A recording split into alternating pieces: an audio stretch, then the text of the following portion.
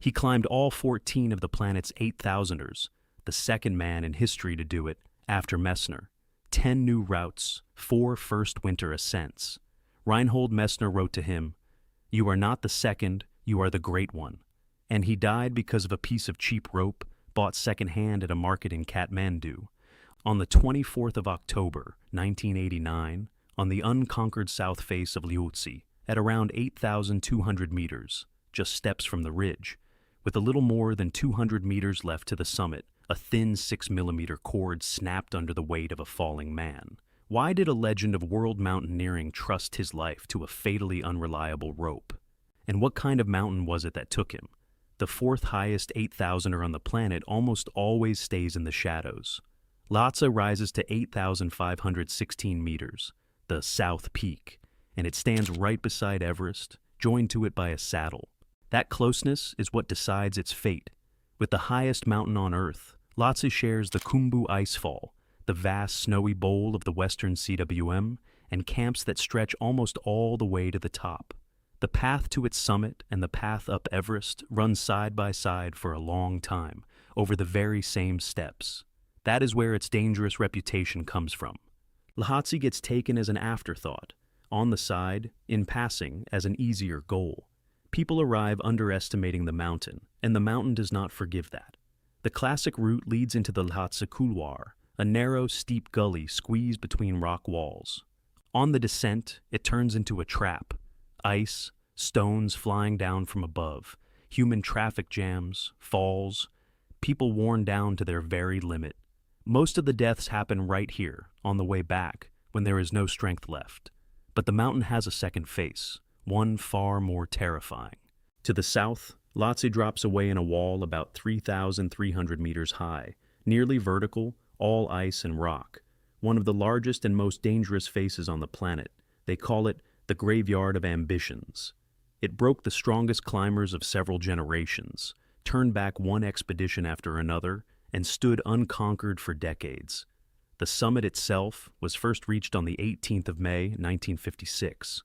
The Swiss climbers Ernst Reiss and Fritz Luchsinger went up by the couloir, but the south face stayed untouched for a long time after that, like the last great challenge of the Himalayas. And one day, a man came to it who by then had taken almost everything there is to take in these mountains. 2,000 kilometers from the Himalayas in industrial Poland, a boy is growing up who is prepared for the big mountains by nothing at all. Jerzy Kukuczka was born on the 24th of March, 1948, in Katowice, into a Silesian family. The land around him is coal country, hard and heavy, soaked in smoke and soot. No mountaineering tradition, no famous climbers, no romance of the summits, mines, factories, and a life in which every step has to be earned with your hands. By trade, Kukuczka is an engineer and an electrician. Nothing leads him to the mountains, not his family, not his surroundings, not some lucky break. One thing leads him: sheer stubbornness. He starts climbing on rock at 17, and in 1966 he joins the mountaineering club in Katowice. Money for gear, like most Polish climbers of that time, he simply does not have. He picks up equipment on the cheap, repairs it, remakes it, and often builds it himself from whatever comes to hand. Expeditions are expensive, and Kukuczka earns the money for them by working at height. He paints factory smokestacks and tall chimneys, hanging from ropes above the ground, not for the thrill and not for show. That is how he survives and saves up for the ticket that will one day carry him to the Himalayas. Polish mountaineering in those years is built entirely on poverty, on being cut off from the West, and on an almost inhuman endurance. People from behind the Iron Curtain compete not with money and technology, but with a willingness to go where others do not dare. Kukuczka will become the living symbol of this school, where willpower and risk take the place of expensive equipment. It is from here that his future rope partners will come, and it is from here, years later, that his final tragedy will come as well. By the start of the 80s, the stubborn electrician from Silesia is climbing the great Himalayan faces, and he quickly becomes a name his rivals begin to fear. He sets his goals differently from most. Simply reaching the summit is not enough for him. He needs a new route no one has ever climbed, or a winter no one has dared to attempt. Every mountain to him is a separate challenge, not a line on a checklist. And at that very same time, another man is building his own collection of 8,000ers, the Italian Reinhold Messner, already a world star of mountaineering. Two of the strongest high-altitude climbers on the planet are heading toward one goal, to climb all 14 peaks above 8,000 meters. Journalists immediately turn this into a sporting contest and call it the race for the crown of the Himalayas. The public follows the score like a league table. The climbers themselves deny any rivalry. Each has his own logic, his own style, his own mountains. Messner is ahead. He started earlier and leads the pole by several peaks. Kukuczka is catching up, but he takes his mountains by a far harder path. In winter, along new lines, in places where the Italian went the easier way. On the 16th of October, 1986, Messner closes his list first, climbing Lhotse by the classic route. At that moment, Kukuczka is far away, on the slopes of Manaslu, several peaks behind. The race that both denied in words still held the entire mountaineering world spellbound. But it was not his place in the standings that made Kukuczka a legend. What made him a legend was the way he climbed his mountains, and the price he paid for it. In time, the pole lost, but in difficulty and in style, he won, and that puts him on the same level as Messner himself. Kukuczka becomes the second man in history to take all 14 8,000ers. He closes the list on the 18th of September, 1987, on Shishapangma, and the whole journey took him less than 8 years, nearly twice as fast as his rival. But it is not the speed that is unique here. On 10 of the 14 summits, Kukuczka forged entirely new routes, a world record that still stands to this day. 4 of the 8,000ers he took in winter, the first ever to do so when frost, wind, and the short hours of daylight turn a climb into a separate science of survival. On the 11th of January 1986, he and Krzysztof Wielicki make the first winter ascent of Kangchenjunga, the third highest mountain in the world, without oxygen. That same year, on the 8th of July, he climbs K2 by a new route up the south face, again without oxygen. That line is called almost suicidal, and to this day no one has repeated it. Kukuczka climbs into places where calculation is already powerless, and nothing is left but will. When the news of his completed crown reaches Messner, he sends his fellow climber a short message that has become famous. "You are not the second, you are the great one." This is recognition from the foremost man in world mountaineering. Later, that line will open Kukuczka's autobiography, except the shine of those records had a flip side that people recall less often. Many of those summits cost someone a life. Look closely, and the list of records turns out to be a list of losses. Almost every mountain took someone from Kukuczka's rope team. The hardest blow was that very same K2 in 1986. On the descent from the new line, Tadeusz Piotrowski falls, his partner on the climb. Kukuczka sees it with his own eyes and can do nothing but watch his friend disappear into the void. He climbs in a style that leaves almost no room for error. Fast, light ascents up dangerous faces forgive not a single second of weakness, not one wrong bet. That is what sets him apart from the summit collectors, the ones who care about the mark against a mountain's name. Kukuczka does not need the check mark. He needs the struggle with the wall itself, the very act of moving upward along the edge of the possible. And he speaks about it unlike anyone else. On the summit, by his own account, there is no burst of happiness. Happiness, he explains, is when the goal is still ahead of you, when a few hundred or a few dozen meters remain to be climbed. For him, the joy is in the journey and in the effort, not in the point where everything is already over. For a man like that, a summit reached is almost a disappointment. The struggle is finished. Once the crown of the Himalayas is complete, an uncomfortable question rises before him. What now, if all the great mountains of the world have already been taken? Another man in his place would have stopped and retired in a halo of glory. But Kukuczka already knows the answer. Since the mid-80s, one wall has been waiting for him, the one that once already turned him away. To understand Kukuczka's last day, we have to go back 4 years, to the autumn of 1985. That is when he first comes to the south face of Lhotse, before the crown, still at the height of his powers. At that moment, the face is unconquered. In the mountaineering world, it is held to be one of the hardest problems in high-altitude climbing altogether, a 3-kilometer vertical drop, at an altitude where there is almost no air left. Beside him on the team is young Rafal Cholda from the same Katowice club. Along with them goes Ryszard Pawłowski, an experienced high-altitude climber who is destined to play a part both here and in what happens later. The group forces its way up the wall, but the summit push falls through. The conditions do not let them pass, and the climbers begin to descend. And here the wall shows its character. On the descent, somewhere around 8,000 meters, on iced-over rock, Rafal Cholda falls. He goes down into the void, and there is no bringing him back. Kukuczka's very first attempt on this wall ends with the death of a friend. The mountain takes its payment in advance. Kukuczka leaves Lhotse, but the wall does not let him go. It becomes a personal debt for him, no longer just an unclimbed line on the map, but a score that has to be settled. He will come back here 4 years later, a living legend, the second man to take all 14 8,000ers, and he will be certain that this time he will climb the wall to the end. The mountain will decide otherwise. September 1989, Kukuczka is once again at the foot of the south face of Lhotse, now at the head of a Polish expedition, as its leader and its main strength alike. With him are Przemysław Piasecki, Maciej Pawlikowski, Tomasz Kopisz, and once again, that same Ryszard Pawłowski, who had shared with him both triumphs and losses. Swiss and Italian climbers join the Poles. The team turns international.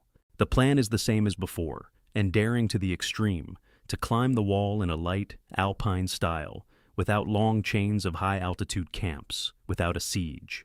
This is the last of the great Himalayan faces that has not yet surrendered to anyone. To take it means to write the final line under an entire era of big mountaineering. The window is narrow, and Kukuczka says so plainly, the Russians will take the wall if the Poles are late. It is as if he can sense that time is against him. From the very start, everything goes hard.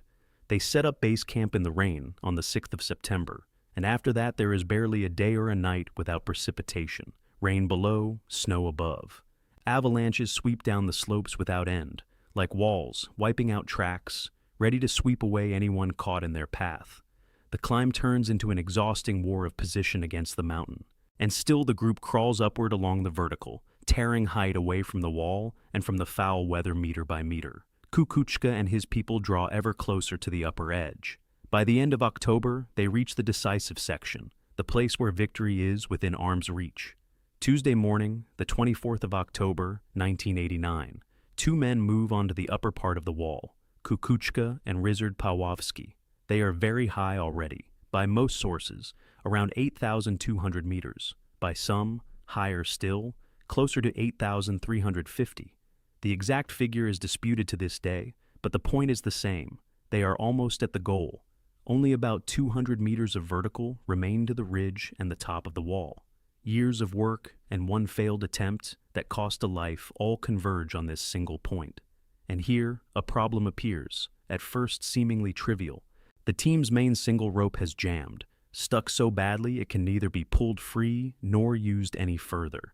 To avoid turning back a few steps from the summit, the climbers take what is at hand, a spare haul rope, a thin cord only 6 millimeters thick, and bought second-hand at a market in Kathmandu on top of that.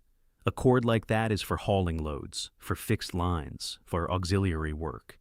It is not meant to hold the jolt of a falling man. The experienced climbers understand this, but the choice before them is simple. Go on with what they have, or turn back when the summit is a mere handful of meters away. Kukuczka goes first, leading the pair along the very upper edge of the wall, where the vertical face all but turns into the ridge. He passes the last obstacle, that final way up, beyond which victory lies open. A few moves remain, and in that very instant, at the goal for which he has labored almost a decade and a half, his foot slips. For a fraction of a second, everything can still be saved. Kukuczka falls, and the entire load comes onto the thin auxiliary cord. The 6 millimeter rope cannot hold, and tears through in that same instant. What was meant to hold a life breaks like a thread. He goes down along the whole length of the wall, past the meters the team had fought for over weeks. Ryszard Pawłowski, standing on belay, is left in a single moment alone above the abyss, with the torn end of the rope in his hands. A moment ago, his partner was right there beside him, a living legend of world mountaineering, and now he is gone. By a number of sources, at the moment of the fall, he was short of the upper edge of the wall by about 215 meters. The man who had taken every 8,000er on the planet fell at the very ridge of the last wall he had never conquered. The body cannot be recovered from the bottom of that giant drop. It stayed in an unreachable zone beneath the wall. Beyond that, the sources diverge. According to some, his companions later descended and buried him in an ice crevasse at the foot of the wall. According to others, the body remains somewhere on the wall, never found. The versions do not agree, and there is no clear answer even now. But the outcome is one and the same. The south face of Lhotse, which he never conquered, became his grave. Jerzy Kukuczka was 41 years old. Only 2 years had passed since he closed the crown of the Himalayas. A man who had forged 10 new routes on the 8,000ers and made 4 first winter ascents of them died because of a piece of cheap rope from a market. And up above, one man remains. Ryszard Pawłowski, above 8,000 meters, utterly alone. No partner, no whole rope in his hands, and almost no time left. At such an altitude, the body breaks down with every passing hour, and an entire wall lies below him. There is no choice. He descends on his own, without a belay, on nothing but his own hands and experience. Every movement here is deadly. Any mistake will repeat his friend's fate. And yet, Pawłowski, pouring all his many years of high-altitude experience into that descent, makes it down the wall and stays alive. A solo descent from such a height, down such a vertical face, is itself right on the edge of what a human being can do. How it all happened on that final section, the world would later learn from Pawłowski himself. He was the only one who saw it. It is from his account that we know the last minutes of the great mountaineer. With that, the expedition is over. The wall stayed unclimbed. The victory that had been a mere handful of meters away never came. And what Kukuczka had said before the summit push comes true almost to the letter. He had warned, if the Poles do not take the wall in 1989, the Russians will take it in 1990. And so it happened. On the 16th of October, 1990, just a year later, a Soviet team climbs the south face of Lhotse for the first time. Sergey Samoylov and Vladimir Karatayev reach the summit, completing what Kukuczka had not lived to complete. Word of his death circles the mountaineering world within days. On both sides of the Iron Curtain, Kukuczka was not just a record holder. He was the symbol of an entire school that had proved a man from a poor, closed country could outdo any rival on willpower alone. His death is felt not as a Polish loss, but as a shared one, a loss for the whole world. Into history he passes just as his chief rival named him, not the second, but the great one. Later, a foundation supporting Polish mountaineering, one that helps new generations of climbers, will be named after him. And his autobiography will become a classic of mountain literature and a Bible for everyone who dreams of the big mountains. At the foot of the south face of Lhotse, near the village of Shukung, stands a stone chorten.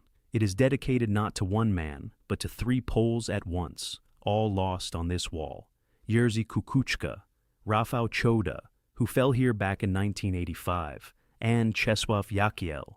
All 3 came from the same world, the harsh Silesian mountaineering, where men went into the mountains in spite of poverty and prohibitions. The wall gathered them together, even in death. With this story, the Count of Lhotse's tragedies is only beginning. The mountain, which many still take for Everest's easy neighbor, collects its toll to this day. On the descent through the narrow couloir, at the yellow band, on the endless vertical of the south face. Kukuczka was one of the strongest men who ever came here at all, and if it did not spare even him, then everyone who sets foot on this slope after him is its equal only in his own dreams. On the 18th of May, 2025, around 135 people pushed toward the summit of Everest in the span of just a few hours, a race against a howling wind, and on the neighboring peak, that very same weekend, 2 men die. Barna Vago, a Romanian television cameraman, vanishes just below the top, in the narrow final couloir. Rakesh Bishnoi from India dies on the descent at the yellow band, almost within reach of camp. Different countries, different expeditions, but the same mountain, and it takes them both within 48 hours. Why does Everest's so-called easy neighbor turn deadly so quietly, so matter-of-factly? And what brought these 2 fates together? The slope hadn't seen this kind of crowd in a long time. There's nothing calm about this ascent. It's a race. Forecasters are warning of gale-force winds on the upper slopes, and dozens of teams all lunge for the summits at once. Get up and get back down to the fourth camp before the weather slams that short window shut. In all that traffic, it's easy to forget that right next to Everest stands its neighbor, the fourth highest peak on the planet. On those same days, two completely different expeditions are climbing it. Nothing connects them. Different countries, different companies, different people.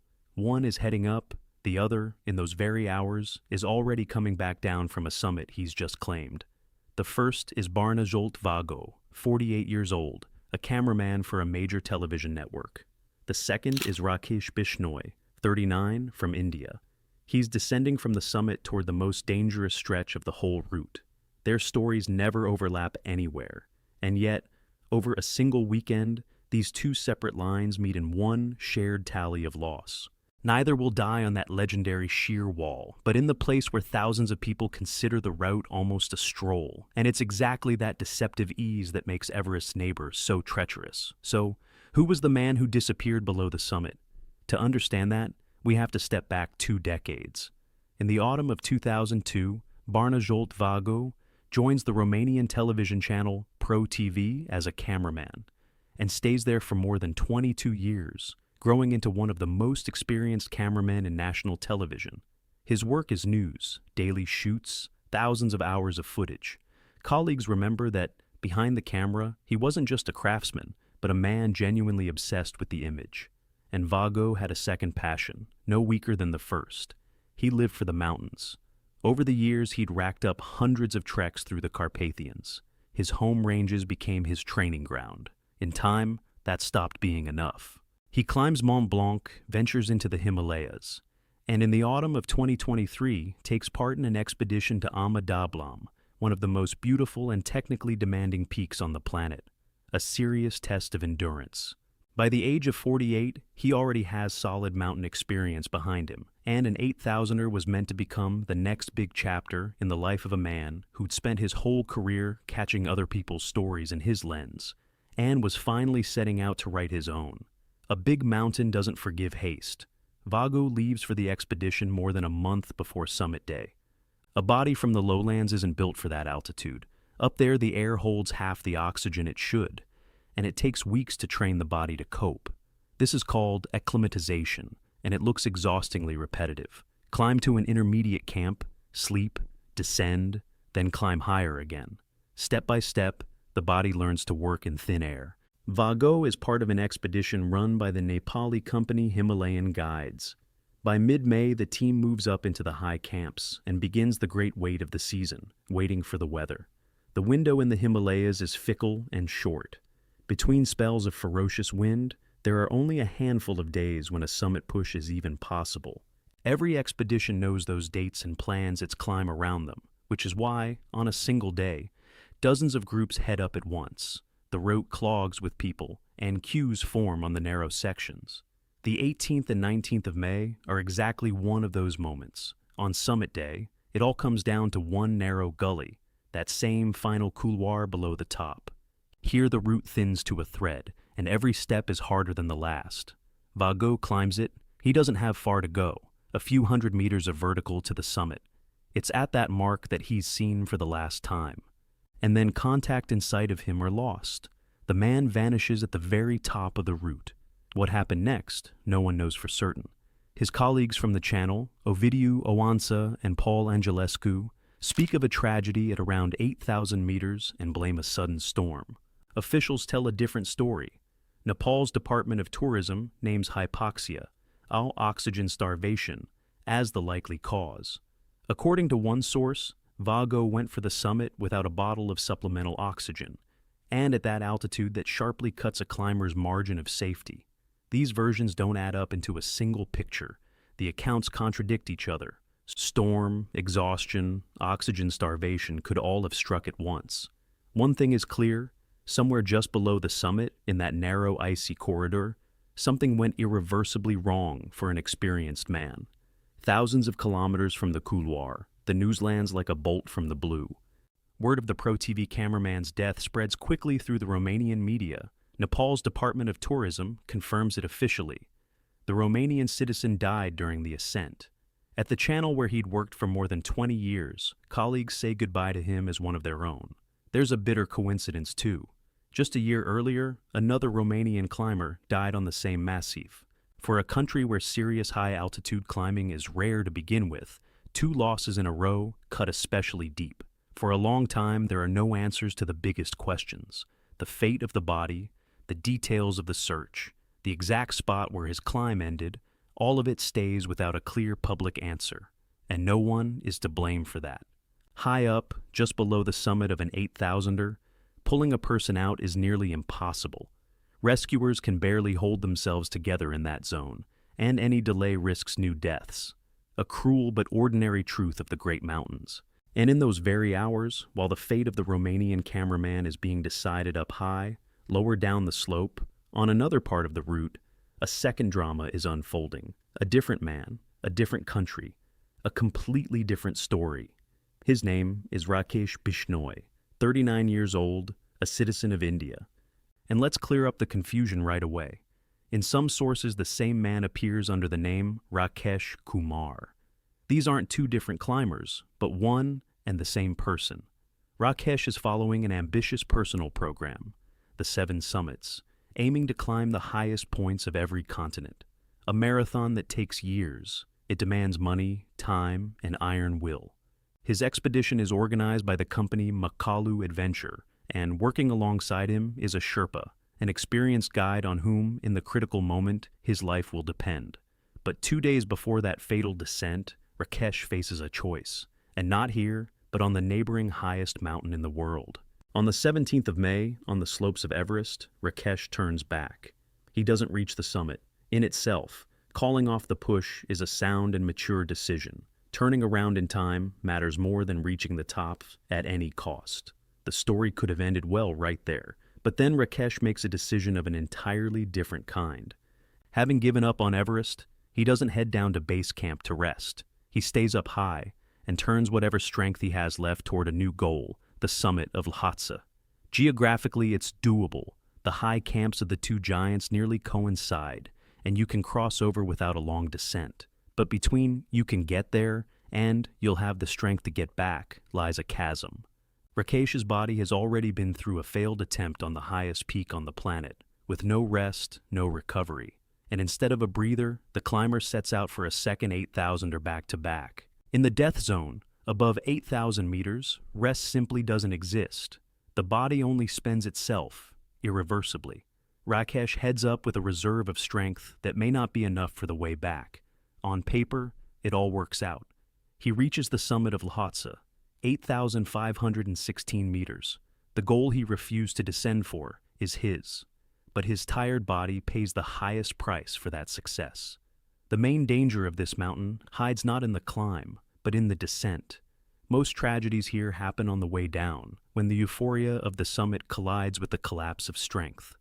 Rakesh's body is running on its last reserves. The descent down a narrow, steep route demands no less attention than the climb. Control every movement, work the fixed ropes, ration your breath, and all of it against fatigue that's been piling up for days. Little by little, he passes the yellow band area and descends toward the 4th camp. It seems the worst is behind him, but it's right here that his margin of safety finally runs out. The Sherpa walking beside him spots the trouble in an instant. One moment, the client was heading down under his own power, and the next, he's losing his strength at the fixed ropes. No fall, no plunge into the void. His strength simply drains away all at once. By some accounts, he was already near the 4th camp when this sudden collapse overtook him. Only a few efforts stood between him and the safety of a tent. The guide acts at once. He brings the climber round, shakes him, drags him back toward life. At that altitude, a Sherpa has no resuscitation gear, no doctor, only his own hands, an oxygen bottle, and experience. But there's nothing more to be done. Rakesh can't be saved. He passes away right there, at the fixed ropes, a few steps from the camp that never got to shelter him. Officially, it's recorded as a death during the descent from 8,516 meters.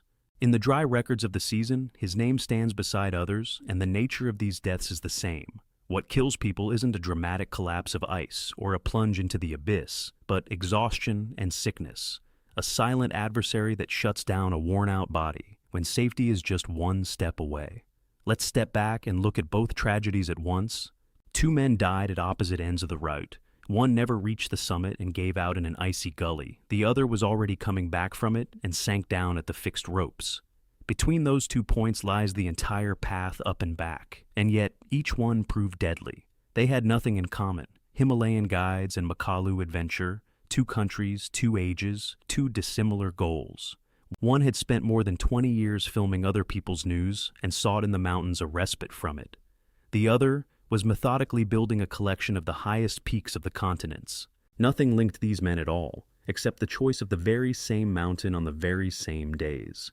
In the official records, their names stand side by side all the same. Nepal's Department of Tourism notes that, with their deaths, the toll on the Masi for that season reaches 4. In the authorities' assessment, the season was claimed not by accidents or natural disasters, but by sickness and the collapse of strength.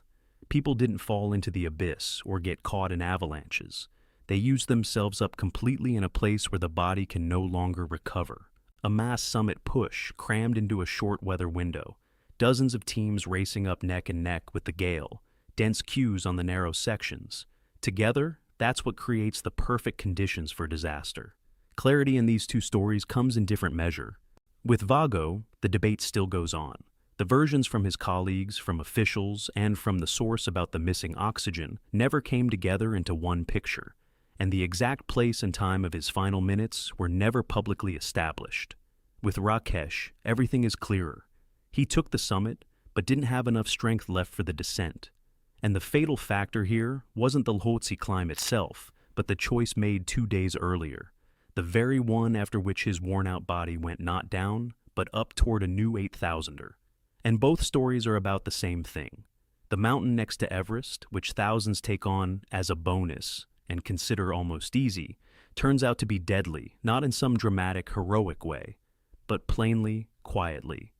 Through exhaustion, oxygen starvation, extra hours at altitude, one wrong decision on top of fatigue. These 2 men are not a tale from some distant past, but fresh losses of 2025. 2 living people who couldn't be brought back from the heights. A cameraman who spent 22 years filming other people's news and finally went out for his own. A climber assembling the summits of the continents. Each reached his goal, or nearly did, and each fell just a little short of getting back. At 8,000 meters, the distance between almost made it and death is measured not in kilometers, but in a couple of decisions and a reserve of strength that may not be enough for the last step down. 100 meters. That's all that separated Vladimir Bashkirov from the tents and warmth when, on the 27th of May, 1997, his pulse vanished at an altitude of 7,900 meters.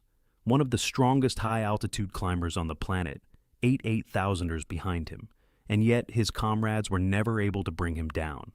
Why did a man everyone believed to be untouchable die in the arms of Anatoly Bukrev and Sergey Bogomolov? And is it true that he was killed not by one mountain, but by 2, taken almost back to back? The high mountains collect their debt in full, and, as a rule, at the very last moment.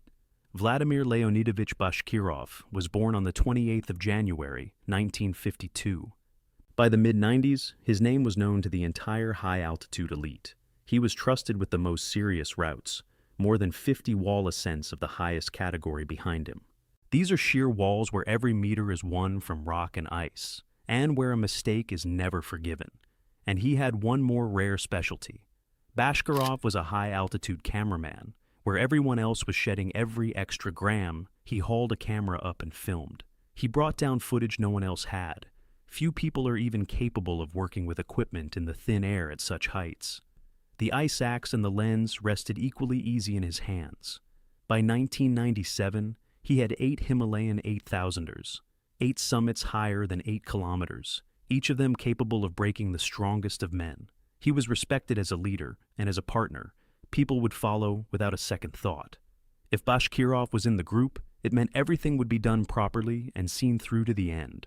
And that very reputation, a man who does not break, would later play a cruel part. At altitude, a strong climber faces a very different risk than a weak one. The weak drop out of the race earlier while there's still a reserve. The strong push all the way to the limit, and the limit up there is the same for everyone. From May of 1996 12 months turned for him into a non-stop race across the summits. Over that year, he delivered a series of ascents the likes of which no one had managed before him. One great mountain gave way to another, with barely a gap between them, as if the man's strength were inexhaustible and could be spent without counting the cost. From the outside, it looked like a triumph. In reality, it was the slow burning of something that doesn't last forever. Every push to an 8,000er is not just a climb. It stays in a zone where the body doesn't recover, but breaks down, where sleep brings no rest and food isn't absorbed the way it is down below.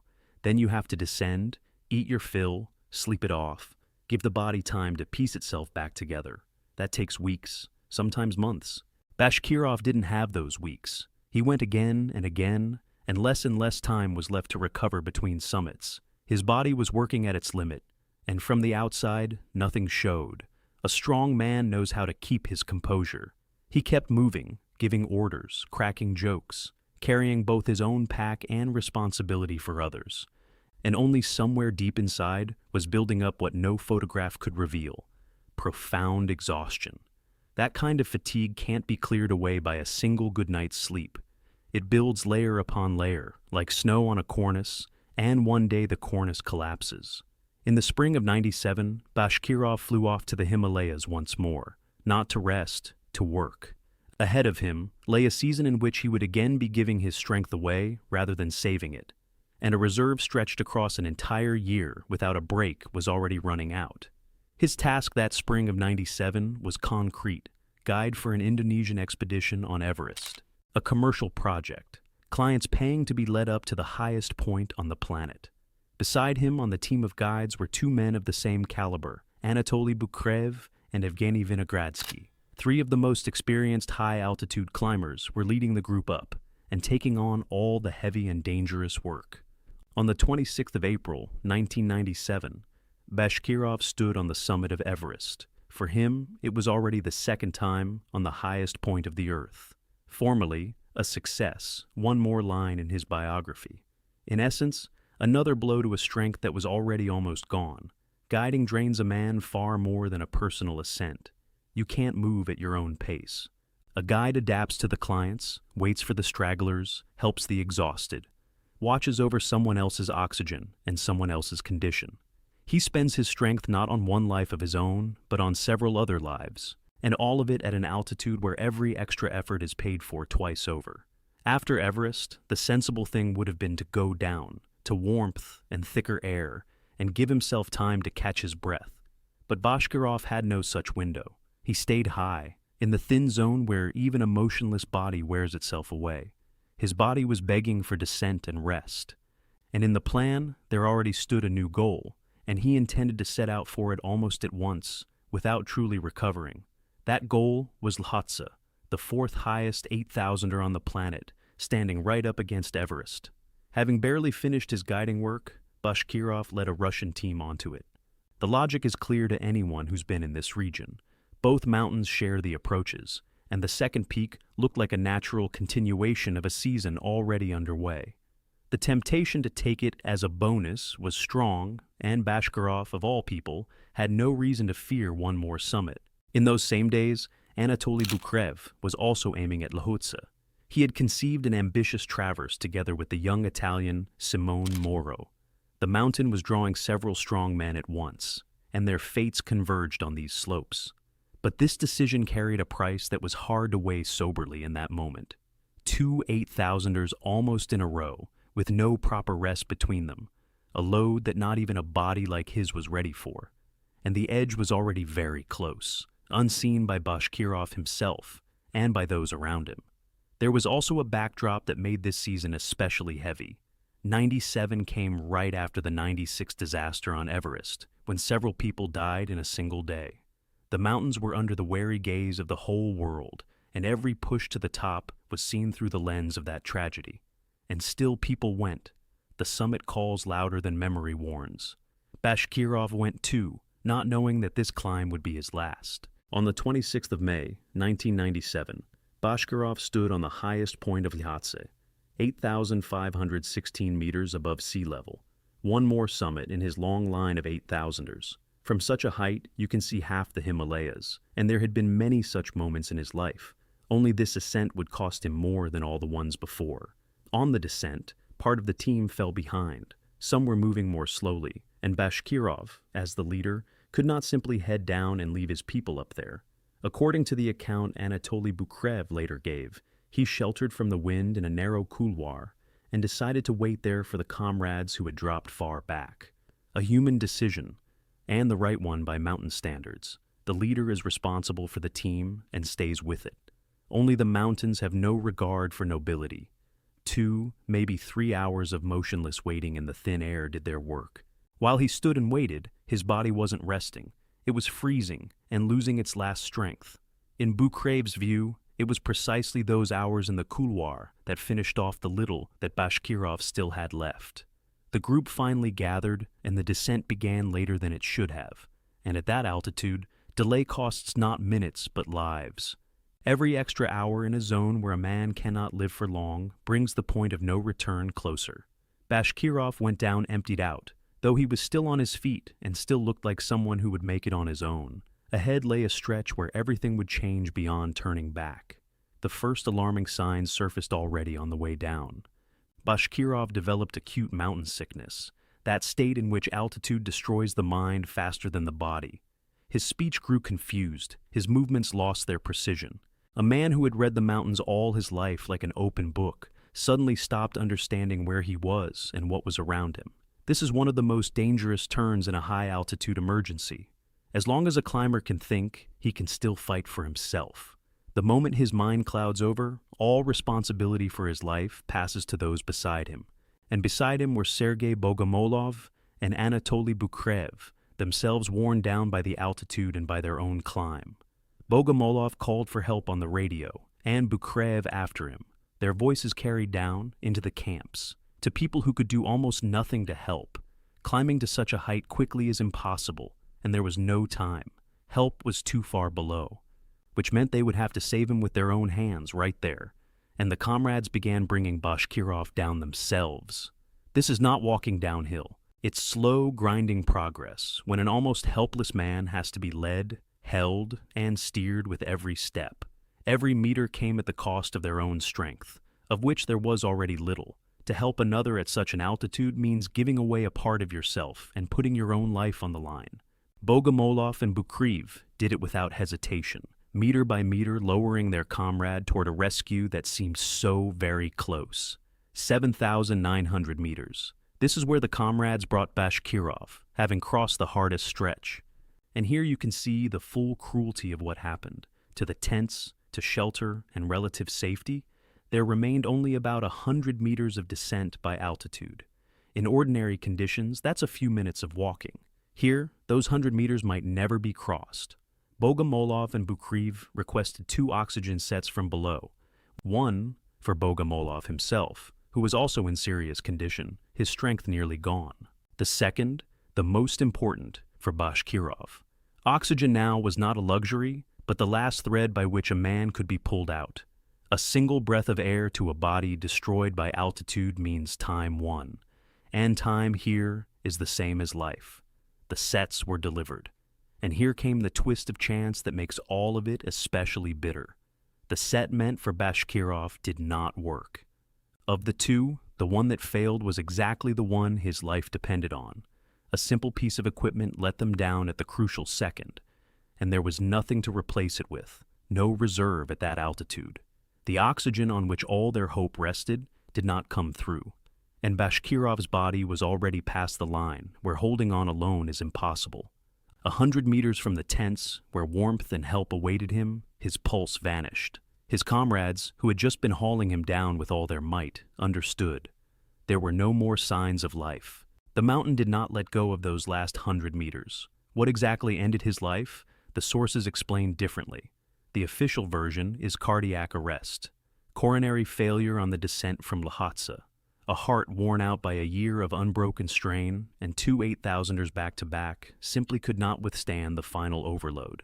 Another version shifts the emphasis onto exhaustion, the very kind that had built up over months, and possibly onto an infection that Anatoly Bukrev also caught in those days. Here the cause is not a single sudden failure, but a slow fading, driven to its limit by altitude and illness. The The sources also diverge on the details of the descent. By some accounts, Bashkirov came down to 8,000 meters on his own, without anyone's help, and collapsed only there. By others, his comrades dragged him almost helpless down a snow slope to 7,900, where they found no pulse.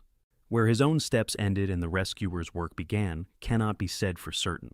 But on the main point, all the accounts agree.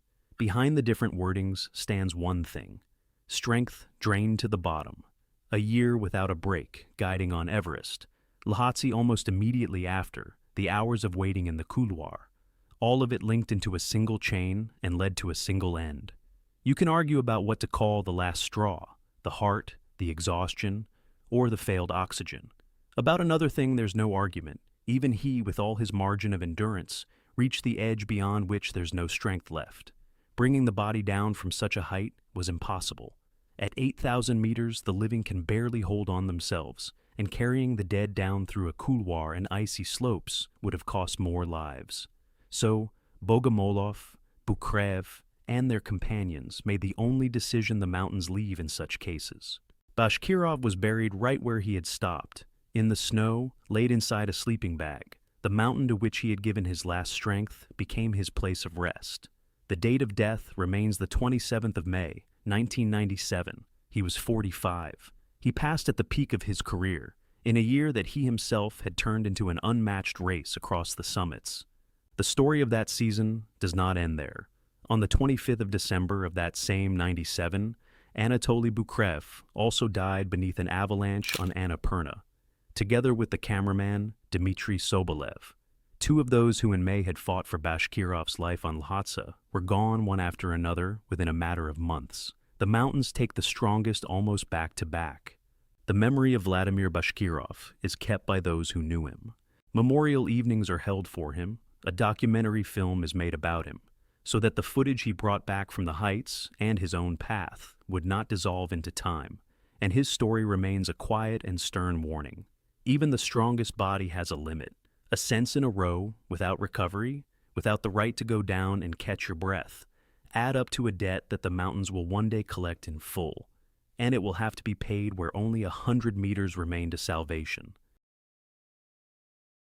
The 22nd of May, 2007. Dozens of climbers are working on Everest. The air that day is so clear, it looks like glass, and neighboring Lhotse stands out as if you could reach out and touch it. Someone happens to glance in its direction and freezes. A bright red down jacket flickers against the white slope. They recognize the figure at once, their friend, the one who was roped up beside them just a couple of days earlier. Pemba Doma Sherpa, the first Nepali woman to climb Everest from the north, the pride of an entire nation, is falling on the descent from somewhere around 8,000 meters. How did a symbol of her country end up at the most dangerous altitude of all? And why did the world learn of her final climb in exactly this way? Namche Bazaar, a scatter of stone houses on a mountainside, the last major settlement on the road to Everest. Here, among the trails that porters and caravans have walked for centuries, a baby girl is born on the 7th of July, 1970. Her name is Pemba Doma Sherpa. From her very first day, the mountains are neither a dream nor an adventure for her. They are simply the backdrop of life, as ordinary as the sky overhead. She is about 2 years old when she loses her parents. She is raised by her grandmother and grandfather, people of modest means, living off whatever the harsh land of Solukhumbu will give. Her childhood unfolds in a place where every trail leads upward, toward passes and glaciers, and where the highest peak on the planet stands just beyond the next ridge. But for an orphan from a mountain village, the path upward has, at first, nothing to do with climbing at all. Her chance comes from school. By that time, the Khumbu region has schools founded by Sir Edmund Hillary, the same man who, together with Tenzing Norgay, was the first to set foot on the summit of Everest. Hillary came to love these people, and he built schools for Sherpa children unlike anything the region had ever seen. What had once been almost out of reach suddenly became possible, and into one of those schools comes Pemba Doma. For a girl with no parents, a door opens that no one in her village had ever dared imagine, to learn to read, to count, to see a world wider than her home valley. In those years, the idea of a woman mountaineer in Nepal sounds almost absurd. The mountains are a man's domain, and a woman's place is in the home and in the fields. No one around her imagines that this quiet student will one day become a name known across the whole country. She grows up. Mountain tourism in Nepal rests on the shoulders of men. They carry the loads, guide the clients, take charge of safety at altitude. A woman here is rarely trusted with more than work in the kitchen of a base camp. But Pemba Doma does not stand at the end of that chain. She steps to the front of it. She becomes the director of the trekking company Climb High Himalaya, not an assistant, the person who organizes expeditions and answers for them. She works the routes, gains experience at great heights, learns to read the weather and the condition of the people around her. And gradually she gains what cannot be bought: the ability to hold a team together where the air is thin and a single mistake costs a life. Every season adds to her standing. In the circles of Nepali mountaineering, her name is heard more and more often, and it is heard with respect. She no longer simply climbs a mountain. She leads people, and she makes decisions on which the lives of others depend. By the end of the 90s, she has enough behind her to aim for the biggest prize of all. There are peaks all around Namche, but in fame, none can rival Everest. What for most of her countrymen remains an unreachable symbol is, for her, the next working goal. The girl once saved by a school is preparing to take a step that no one had ever expected of a Nepali woman. The 19th of May, 2000. At an altitude where there is barely a third of the oxygen the body is used to, Pemba Doma takes her final steps toward the summit of Everest. She is climbing from the northern Tibetan side, and on that last stretch there is no partner beside her. She goes alone. The northern route forgives no weakness. Colder and harsher than the classic southern line, the wind strikes with nothing to shield you, and rescue, if disaster comes, rarely arrives. This is the path chosen by a woman her country still barely knows. And when she stands on the highest point on the planet, a record of national significance is written to her name, the first Nepali woman to reach Everest from the north. To understand the weight of that, it helps to remember what the mountain meant to the people here. A man's trophy, an almost forbidden ground for women, of whom only a handful had ever stood on its summit in all of history. Pemba Doma breaks through that wall not with words, but with a climb that cannot be argued with. A single ascent changes everything. Yesterday's orphan from Namche, a student of Hillary's school, becomes a name known across the whole country, from Kathmandu to the most remote mountain valleys. Nepali girls, who had been taught that their place was far from any summit, now have someone to look to. And this is only the beginning. Ahead lie new peaks, a new role, and a decision that will lead her to her final mountain. 2 years later, she does something no one in Nepal had yet dared.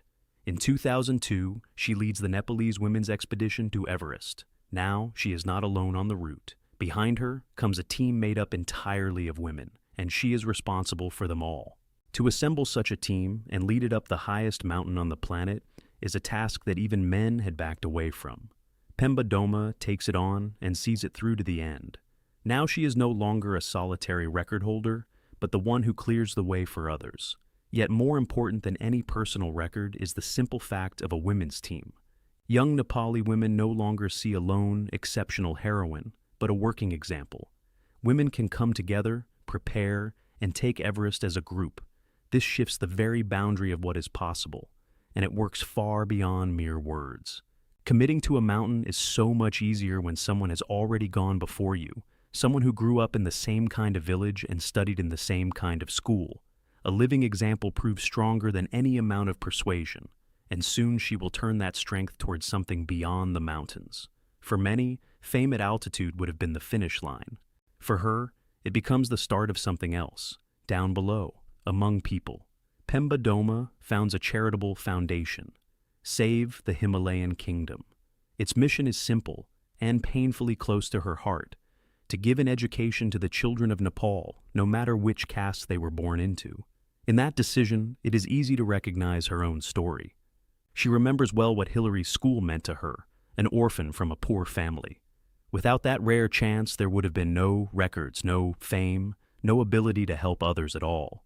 And now she repays the debt, opening the same door for other children of the mountains, for whom the road to knowledge would otherwise have stayed closed. And so a second role is added to that of mountaineer, that of a public figure. For the women of Nepal, she is living proof that the mountains, sport, and the path upward are open to them as well. Fame does not tear her away from her roots. Her money, her time, and her name all work for the very valleys where she grew up. In a country where the mountains have for centuries fed her people, tested them, and killed them, Pemba Doma tries to make sure that the next generation is left not only with fear of the heights, but with a choice. And all the while, she keeps going to the mountains herself. On the 28th of September, 2005, her record gains another 8,000er.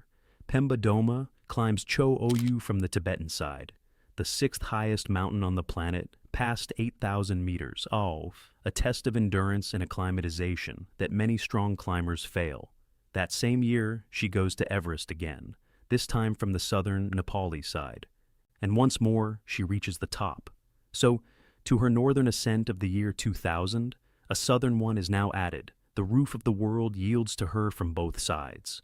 Among Nepali women, she is only the second to whom Everest has surrendered from both directions. Year after year, she returns to great altitude, and time and again she comes back down alive, with a new line in her story. By the middle of the 2000s, Pemba Doma is one of the most decorated women climbers in Nepal. 2 Everest ascents, Cho Oyu, years spent in expeditions. In her early 30s, she is at the peak of both her fitness and her experience. The body is still strong, and the mind already knows the price of every step. Every new mountain hardens her as a high-altitude climber. She knows how to endure, how to turn back in time, how to read her own body at the edge, where the system begins to fail. And it is precisely this experience that makes her next goal deceptively safe. Ahead lies a peak that many here take almost in passing, the neighbor of the very mountain she has already conquered twice. Pemba Doma turns toward Lhotse, and she does not know that this will be her final route. May of 2007 finds her in the base camp beneath the 4th highest mountain in the world. She is 36, and few around her have any doubt about the outcome.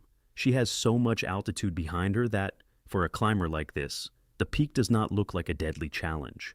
Lhotse stands right up against Everest, and that closeness betrays her. The mountain is taken as a bonus, an easy extension of the greater one.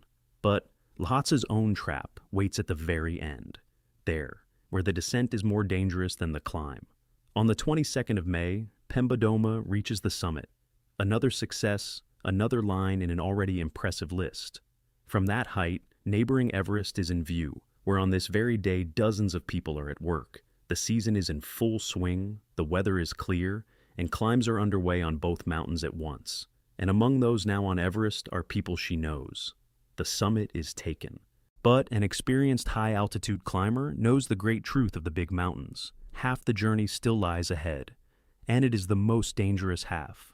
On the way up, people are driven by the goal. On the way down, by exhaustion, oxygen starvation, and the treacherous ease that follows an achievement. Most tragedies on the 8,000ers happen precisely on the descent, when strength is running out and attention has dulled. Pemba Doma turns and heads down that same couloir. She has one step left, and after it, everything will change. At around 8,000 meters, something goes wrong. The exact cause can no longer be reconstructed. Fatigue, ice underfoot, the treachery of a narrow couloir. Her footing vanishes in a single instant, and Pemba Doma falls. She is swept down the central couloir of Lhotse, downward for hundreds of meters. This is witnessed by an Australian, Philip Ling, who was climbing the same mountain at that moment. But the most harrowing scene unfolds on the neighboring peak. The air that day is so clear, it looks like glass. And from Everest, Lhotse is in plain sight. Among those who happen to glance in its direction are friends of Pemba Doma, the very ones who, only days before, had been roped up alongside her. They recognize her from a distance. The bright red down jacket stands out against the white slope, and they follow her with their eyes, frozen where they stand. There is nothing they can do. The distance and the altitude between the peaks turn them into helpless witnesses.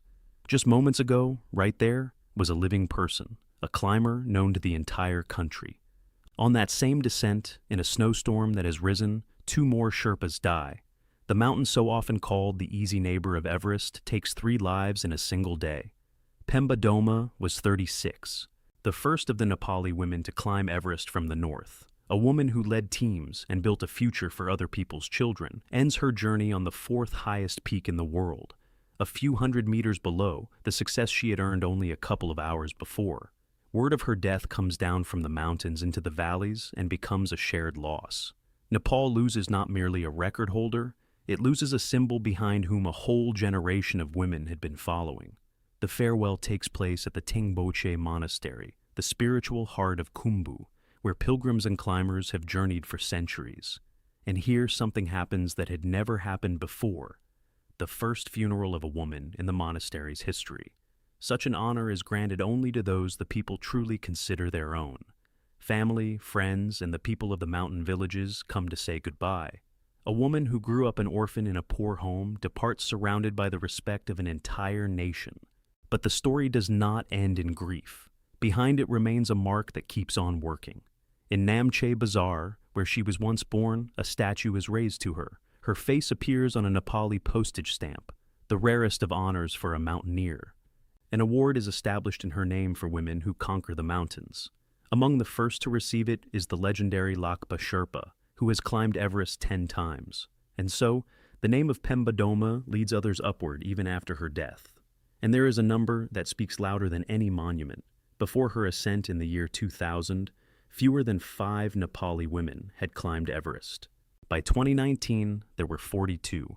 Behind many of those names stands the example of an orphan girl from Namche, who showed that the mountain does not ask whether you are a man or a woman, and the foundation and the schools she cared for still teach the children of Khumbu, those for whom, one day, just as it once did for her, a simple education will open the road into a larger life. For 12 years, climbers from all over the world made their way up the 4th highest peak on the planet, and just a couple of meters below its summit, they passed by the very same man.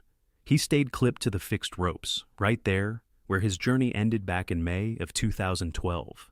The Czech doctor Milan Sedlacek from Ostrava walked toward Lhotse twice, and this time he finally reached it.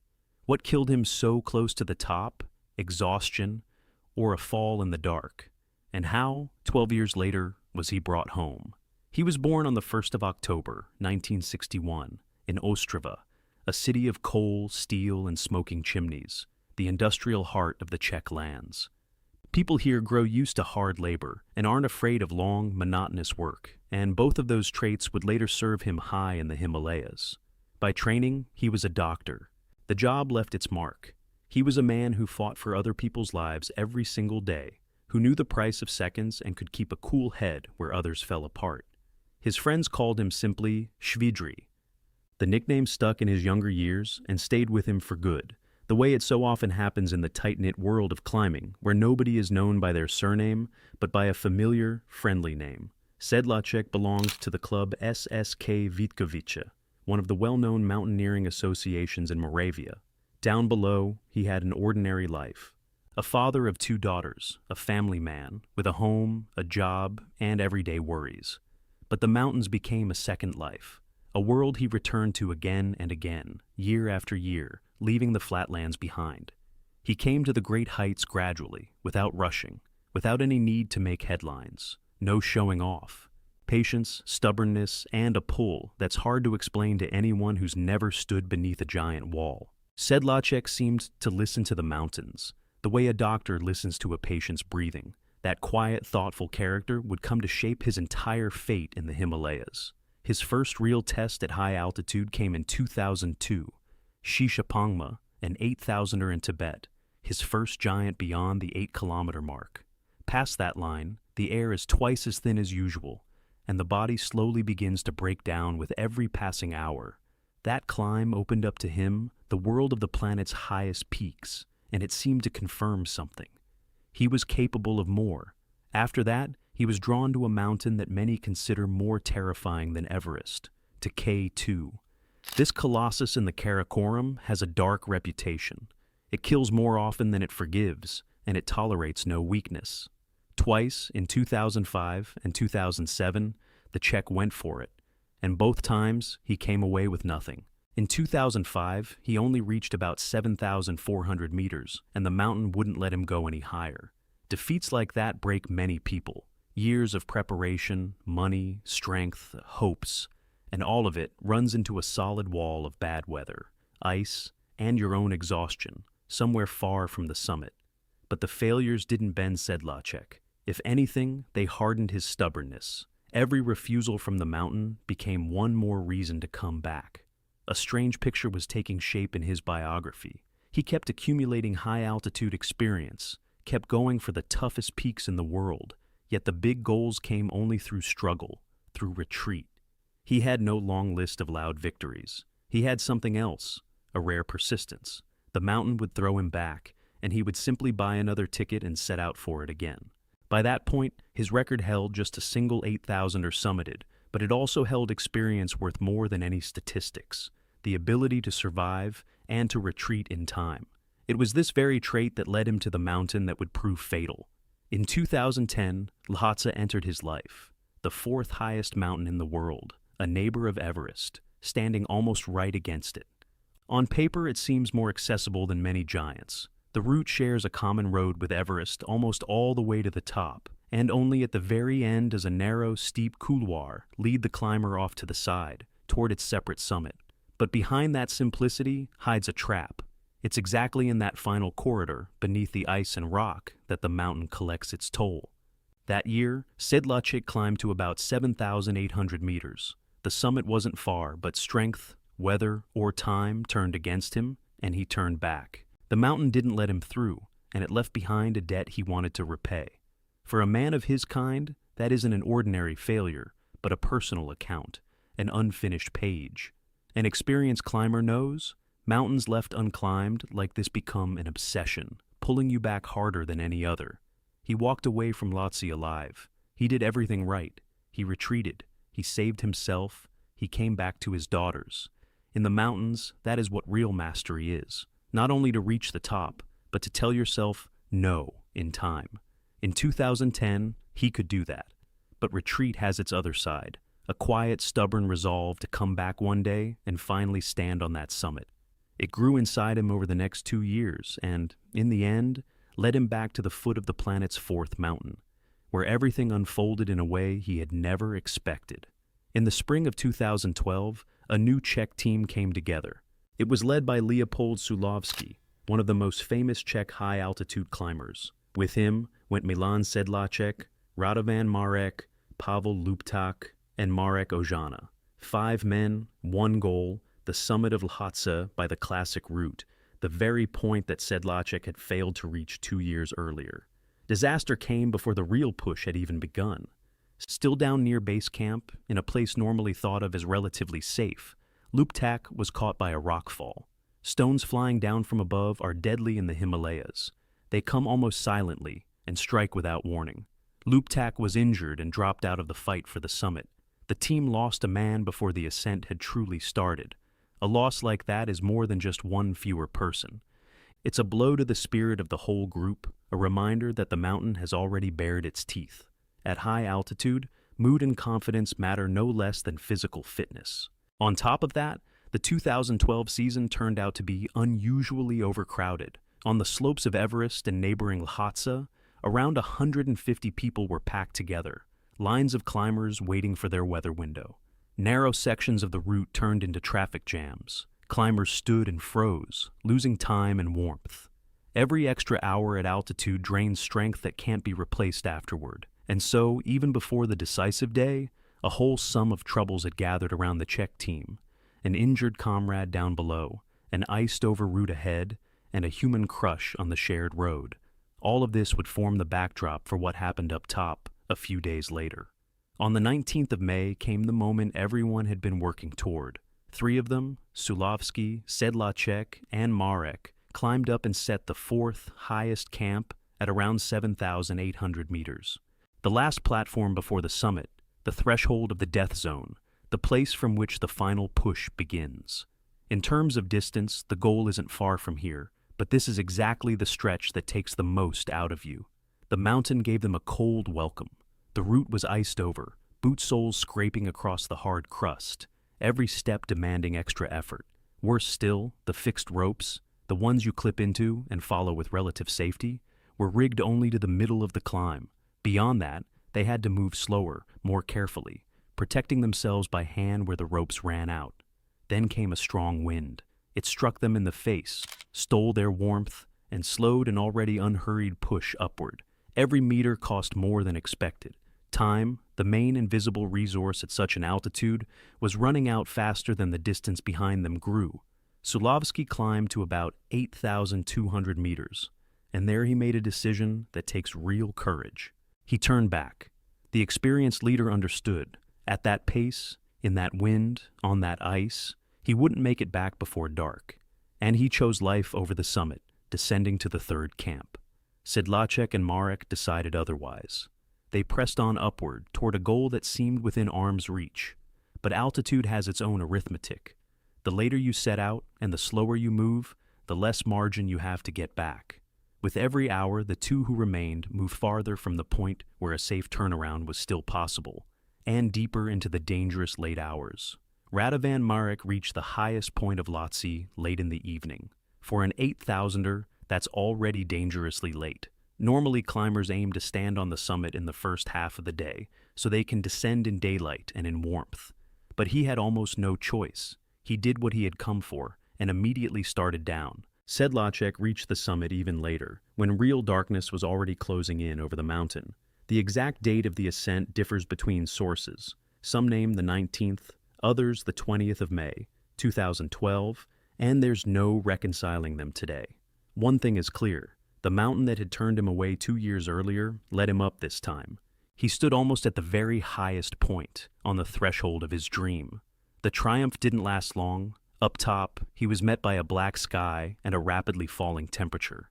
Night in the death zone is merciless. The cold locks up the muscles, there's almost no oxygen, and the strength spent on the climb is already gone. Marek, meanwhile, was descending and made it back to camp, alive. He managed what his comrade could not, to head down in time. But Sedlacek never came down from the summit. Somewhere up there, on the edge of ice and darkness, his journey ended. Later, Sedlacek would sum up what happened in words that are terrible in their simplicity. Sedlacek fell just barely short of the summit. Most likely he did reach it, but he had no strength left for the way back. The mountain let him up and would not let him return. Everything he had gathered over the years, all his experience and stubbornness, went into the last push, and there was no reserve left for the descent.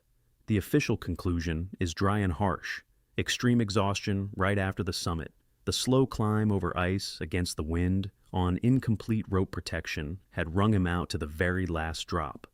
At that altitude, the body doesn't recover. It only spends its last reserves, and when they run out, a person stops wherever he stands. This version was supported by the head of the Czech alpine community as well. Most likely, the climber died precisely from exhaustion at altitude.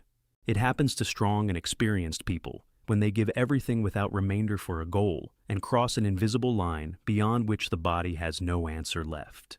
There is another version, that of a fall. When Sedlacek was found, one of his hands had no glove. That detail allows for different readings. Perhaps in his final minutes, he took it off or lost it in the cold and the altitude. But both versions are only guesses. No one saw his last steps, and no one knows the exact circumstances of his death. Behind the dry wording stands the human side. Turning back just below the summit is the hardest thing of all. When a hard-won goal is literally a few meters away, the mind refuses to accept that you have to stop and go down. His fellow climbers say it honestly. Very few people are able to stop a single step from their dream. That's why many tragedies in the high mountains happen not on the way up, but after, when the will has already been spent on the summit, and there simply isn't any left for the long, cold road back. Sedlacek is one of those cases where triumph and death were separated by just a few steps. After that night began the longest and perhaps the strangest part of this story. Sedlacek remained on the mountain, clipped to the fixed rope, a couple of meters below the summit, right where death caught up with him. It was as if he had frozen in place along the route, built into the very safety system that climbers use to reach the main point of Lhotse. And here, the hardest part began. Year after year, climbers from all over the world passed close by him on their approach to the goal, a man who stayed at the very highest point. A heavy, sobering reminder of the price paid for these meters. For a long time, removing the body from the death zone was considered impossible. At around 8,500 meters, every movement comes at the cost of enormous effort, and handling a load on an almost sheer ice-covered slope is deadly for the rescuers themselves. It's easy to lose the living here while trying to bring back the dead. So the decision, time after time, was the same: to leave everything as it was. That's how it went. Not for a year, and not for two. Sedlacek's body stayed by the ropes for more than 10 years. In that time, seasons and generations of climbers changed on Lhotse, gear changed, new teams arrived, and yet one thing on that route did not change. The mountain kept him there, near the summit, all those years. For the family down below, this was a special pain, stretched out over years. There's an exact place where a loved one remained, but you can't reach it, and bringing him home seems like a problem with no solution. For 12 years, Lhotse held Milan Sedlacek, where he had taken his final step, and for a long time, nothing suggested that would ever change. The change came in the summer of 2024. Nepal's army launched a large-scale operation to remove bodies from the high-altitude death zone, something private expeditions had not dared to attempt for years. This wasn't the work of a lone enthusiast, but of an entire team, around 12 soldiers and 18 Sherpas, specially trained to work at extreme altitude. An operation like that demands enormous resources. To bring a single body down from 8,000 meters, you need dozens of people and a large supply of oxygen, cylinders, each one far from cheap, where every single breath counts. It was precisely the cost and the danger that had made recovery impossible for so many years. Now, the state took it upon itself. Milan Sedlacek's body was brought down by a Sherpa named Shiring Jangbu. The work went slowly and at the limit of human strength. Lowering the deceased to the nearest camp took about a full day of non-stop labor on a steep, ice-covered slope. Every meter had to be won back from the mountain all over again.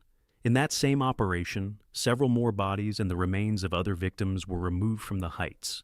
Sedlacek was not the only one the Himalayas had held for years. At last, he was carried down and brought to Kathmandu. 12 years later, he left the mountain that had become his final resting place.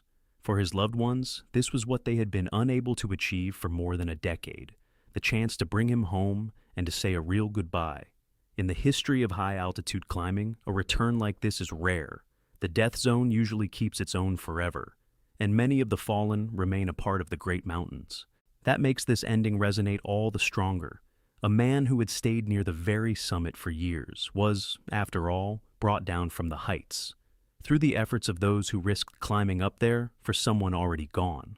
Milan Sedlacek died at the age of 50, near the summit he had walked toward twice, and, in the end, reached. Behind him lay just a single 8,000er summited before, and years of stubborn, grueling attempts. But it was precisely in that persistence, in the willingness to return to the place where you were once stopped, that his whole character lay. Down below, he left 2 daughters who had lost their father, and friends for whom he will forever remain Shvidri, that familiar name from the Moravian climbing circle. His profession remained as well. A doctor who knew how to fight for other people's lives, but could not bargain for the few steps he needed for his own. His story is about the price of a late turnaround at great altitude, about that thin line where triumph and death are separated by mere meters. Here, Lhotse shows its second, quiet face. It kills not with an avalanche or a storm, but with slow exhaustion, taking those who gave it everything without remainder. And the long, incredible return of his body home became a separate part of this memory. For more than a decade, Lhotse would not give him up, and in the end, it let him go. On the 17th of May, 2019, the Bulgarian Ivan Tomov is standing on the summit of Lhotse, 8,516 meters, and there is no oxygen bottle on his back, the victory he had dreamed of. And the most dangerous part of an 8,000er begins exactly where it feels like everything is already behind you. On the descent, high-altitude cerebral edema catches up with Tomov. 2 strangers, with the last of their strength, will drag him down on an improvised stretcher. One of them will stay by his side until the very end.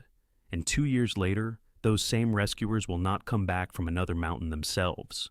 This is a story about people who did not walk past. Even Tomov doesn't have a big famous name, but his experience would have been enough for several bright careers. A Bulgarian from a small climbing school where 8,000ers are conquered not with money and not with a crowd of support, but with stubbornness and precise calculation. In 2014, he climbs Broad Peak, one of the fearsome giants of the Karakoram. That mountain tests high-altitude climbers to the breaking point with its long, grueling ridge. 3 years later, in 2017, he stands on Manaslu, the 8th peak of the planet. By the spring of 2019, Tomov is around 35, a mature climber who knows how the body behaves above 7,000 meters. His new goal is Lhotse, the 4th highest peak in the world. And what matters is not only the mountain itself, but how he intends to climb it. Tomov goes without supplemental oxygen in a style that, in high-altitude mountaineering, is considered the highest form of honesty and, at the same time, a deadly risk. A bottle on your back makes the thin air almost livable. It pushes back the edge of exhaustion, gives you a margin of safety. To give it up means climbing to the summit with only the oxygen that exists in the atmosphere at 8,000 meters and nothing more. Up there, the brain works at half strength, every movement costs twice as much, and there is almost no room for a mistake. This is the path Tomov chooses himself, knowing the price. You don't set out on a route like that alone. Standing beside the Bulgarian is his partner, the Russian Nastya Runova. Their rope team deliberately cuts itself off from the usual safety net of modern expeditions. Many climbers lean on the Sherpas, they break the trail, carry the bottles, prepare the camps, take on part of the decisions. On the decisive stretch, Tomov and Runova turn down that support. That means the entire load falls on their own shoulders, in both the literal and the figurative sense. Breaking trail through the snow, hauling the gear, watching the weather, judging their own condition, all of it themselves. And without a bottle, the body lives in constant starvation. The cells get too little air, the muscles fill with lead, the mind works slowly and reluctantly. Every step above 7,000 meters takes strength that will not return before the climb is over. At that altitude, the body only spends itself. The spring of 2019 also turns out crowded, with dozens of people gathering on the common stretches, waiting for their weather window. In that crush, it's easy to tuck in behind someone else's group, walk along someone else's fixed ropes, move at someone else's pace. Tomov and Runova go as their own rope team, relying only on each other. The choice is beautiful and clean, but it has a price. If something goes wrong, help may not be nearby in time. On the 17th of May, 2019, the gamble pays off.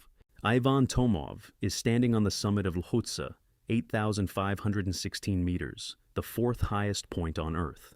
Behind him lies the whole long path across the glacier, the steep snowfields, and the narrow final couloir where everyone heading for this summit comes together. He has achieved what he came for, and in exactly the way he had planned.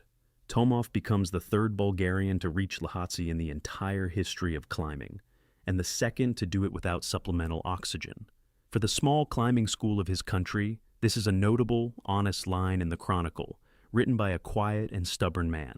Beside him is Nastya Runova in the same oxygen-free style, sharing with him both the risk and the triumph. For a few minutes there is only sky, snow, and air, in which every breath brings half as much life as it does down below. But the summit of an 8,000er is not yet a victory, only halfway. Up there, a person spends mere minutes, and the price for them stretches across the entire descent.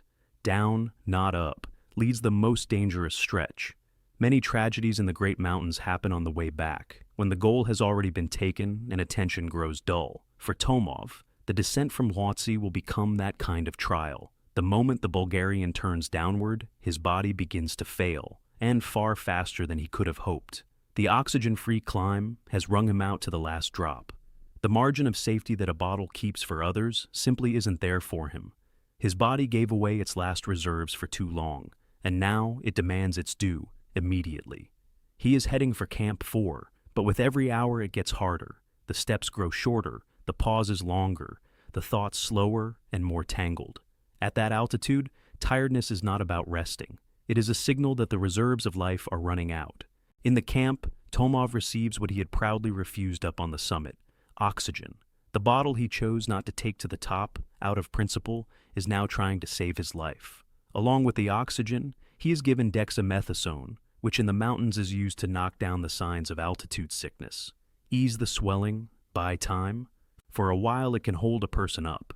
But the medicine doesn't cure the cause. It only pushes back the ending and masks what is going on deep inside. The night in Camp 4 becomes a thin border for Tomov. On one side lies the heavy but still ordinary exhaustion of a climber who has given all his strength. On the other lies a condition from which, at that altitude, there is almost no return.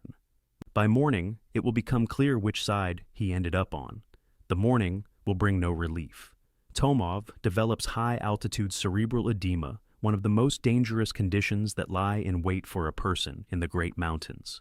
The mechanism is simple. The brain, which has long been starving up at altitude anyway, stops getting enough oxygen and it controls the body worse and worse. First the coordination goes, the gait becomes unsteady, like a drunk man's. Then the mind grows foggy, the words get tangled, the person no longer understands where he is or what is happening. There is only one real cure here, and it isn't in the first aid kit. Drop the altitude as fast as possible, get down to where the air is denser, and the brain gets its due again. But that is exactly what Tomov himself can no longer do. Too weak to walk, too drained to keep his balance on the steep slope, the oxygen and the dexamethasone he was given earlier will no longer turn the course of events. They came too late for the heart of the illness. Between camps 4 and 3, he finds himself on the very edge of life, helpless at an altitude where help comes rarely and with great difficulty. Beside him is only Nastya Runova, but she too is at the end of her strength, worn out by that same oxygen-free climb. The two of them, drained, are stranded on the slope, and time is working against them both. In moments like these, only a stranger who happens to be nearby can save you. Two such people were walking down that very slope. The Spaniard Sergey Mingote and the Chilean Juan Pablo Moore are moving along this stretch of the route at that same hour, on their own schedule, by their own plans, each with his own goals on the mountain. Both are experienced high-altitude climbers, used to the harshest conditions, knowing the price of every minute at 8,000 meters.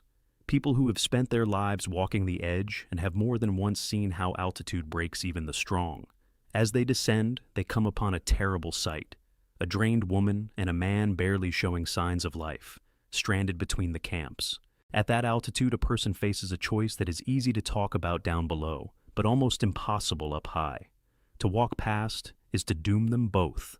Neither Tomov nor Runova will get down on their own. To stop and take on the rescue is to put your own strength, your own oxygen, your own life at risk. Mingote and Moore choose the second. They decide to bring down two people who are strangers to them, even though each of them is already working at his limit. And you have to understand what that means. A rescue operation at an altitude of around 8,000 meters is an almost impossible task. No helicopter will fly up here, no rescue team will climb up to meet you. Every meter is carried on your own shoulders, in thin air, where even an empty backpack feels impossibly heavy. To take on top of that, a drained human being, is to double an already unbearable load. And yet, the two strangers decide to drag the Bulgarian and his partner down. For Tomov, lying strengthless on the slope, they become his last hope. They simply have no equipment for an evacuation at such an altitude. No ready stretcher, no winches, no rescue team, only what each of them was carrying for his own climb. And Mingote and Moore do what people do in the mountains in a hopeless situation. They build a stretcher out of whatever is at hand. Everything that can be tied and adapted goes into it: ropes, poles, fabric, the straps of their backpacks. The contraption comes out fragile and unreliable, but there won't be any other. They lay Tomov on it and begin dragging him down toward Camp 2, where the altitude is lower and the air is at least a little denser. Beside them, with the last of her strength, walks Nastya Runova. Every meter of this descent is paid for with extreme effort. Dragging a drained man down a steep slope while you yourself are gasping for lack of oxygen is work at the edge of the possible. Slowly, meter by meter, the rope team creeps ever lower. Every 100 meters shed is a little more chance that the exhausted body will cope on its own. It is for those meters that two strangers tear themselves apart. And part of this desperate struggle bears fruit. Nastya Runova is brought down alive. Later, she will recover her health and return to ordinary life, in large part because two strangers took it upon themselves to drag her. With Tomov, it is different. His condition keeps sinking, in spite of the stretcher, in spite of the descent, in spite of the efforts of two exhausted men. The swelling of the brain retreats with the drop in altitude, but not as quickly as they had hoped, and there is less and less time to be won. The rescuers do everything within human power, but there is a limit beyond which the strength of hands and will no longer decides anything. The stretcher crawls ever lower, but the turning point does not come. The cerebral edema turns out to be stronger than the improvised stretcher, and the medicine, and the two pairs of hands giving their last. Somewhere on that slope, Ivan Tomov passes away. He cannot be saved, and beside him, to the very end, stays Sergey Mingote, a man who only a few hours earlier had been a complete stranger to him. Later, Mingote relays a few words over the satellite phone, words terrible in their simplicity. "We saved ours, but the Bulgarian died in my arms. A very hard, sad day. One saved, the other they could not save." Ivan Tomov remains on the mountain he climbed honestly in his own style, with no bottle on his back and no other man's hands ahead of him. For Bulgarian mountaineering, this is a heavy loss. A strong, modest climber departs in the prime of his life, one who chose the hardest paths not for the sake of glory. He was around 35. Behind him were Broad Peak, Manaslu, and now Lhotse, taken in the purest style. The mountain gave him its highest point, but did not let him go back. Here the story could have ended, quietly, sadly. But it has a continuation that no one on that day could have guessed. Less than 2 years, and the mountains close this story into a terrible ring. Both men who tried to save Ivan Tomov on that May day will not return from another summit themselves. In the winter of 2021, Sergey Mingote and Juan Pablo Moore find themselves on K2, the second mountain in the world, which no one had yet conquered in the depths of winter. Several strong expeditions had converged on that summit in that season. The last 8,000 are never climbed, in winter drew high-altitude climbers like the last great prize. On the 16th of January, descending after work on the route, Mingote falls on a steep ice slope and dies. He was 49. A few weeks later, in that same winter season on K2, the path of Juan Pablo Moore also ends. The Chilean disappears in the upper part of the mountain, together with two companions. Those who dragged the dying Bulgarian down the slope of Lhotse and brought his partner back to life were themselves left in the snows of the 8,000ers. The mountain where they saved a stranger let them go alive. Another one took them forever. It is hard to look away from that symmetry. The names of Ivan Tomov, Sergey Mingote, and Juan Pablo Moore are now bound together, not by a shared expedition, not by a shared summit, but by a single day on the descent when some gave their last strength for the life of another. And perhaps that is exactly how these people would have wanted to be remembered, as those who, in the most terrible hour, did not walk past. On the 8th of May, 2022, at the foot of the south face of Lhotse, tea was already brewing for two men. They had only a few meters left to go, a minute of quiet walking. The avalanche came down without a sound. One of them stayed on top of the snow. The other was buried just 2 steps from his friend. His name was Khudam Bir Tamang, 33 years old, a Nepali guide and cameraman. He didn't conquer the summit. He fixed the ropes and filmed someone else's climb on the most dangerous wall in the world. People like him almost never make the headlines. It's time to tell you who he was. In every story about an 8,000er, there's someone people remember. The client who made it to the top, the climber who set a record. And behind that person, there's always another one. The one who goes up ahead of everyone else, works the route the others will later climb, hauls someone else's load to altitude, and holds the camera at the moment of someone else's triumph. Not a single line about him in the news. Khudam was one of those people. His job was to make other people's climbs possible, to run the ropes up, to carry the gear, to film the people who pay for the right to stand on the ridge. On the 8th of May, 2022, that job cost him his life. He died on the south face of Lhotse, a 3-kilometer sheer wall with a grim reputation. And he died not while storming the summit, but on the way down, a few meters from his own camp. His body was never found. It was buried by an avalanche right at the base, a step away from safety, and the snow took him without a trace. This isn't a story about a climbing star. It's about the invisible labor of those who, for decades, have made the Himalayas passable for everyone else. About people who are rarely thanked. The client ends up in the press and on social media, while the high-altitude workers, the Sherpas, the guides, the cameramen live on only in the memory of their families and the partners they were roped to. Let this story at least be told properly, from the very beginning to the last step, cut short 2 meters from the warmth of the camp. In this family, the mountains were a craft passed down from one generation to the next.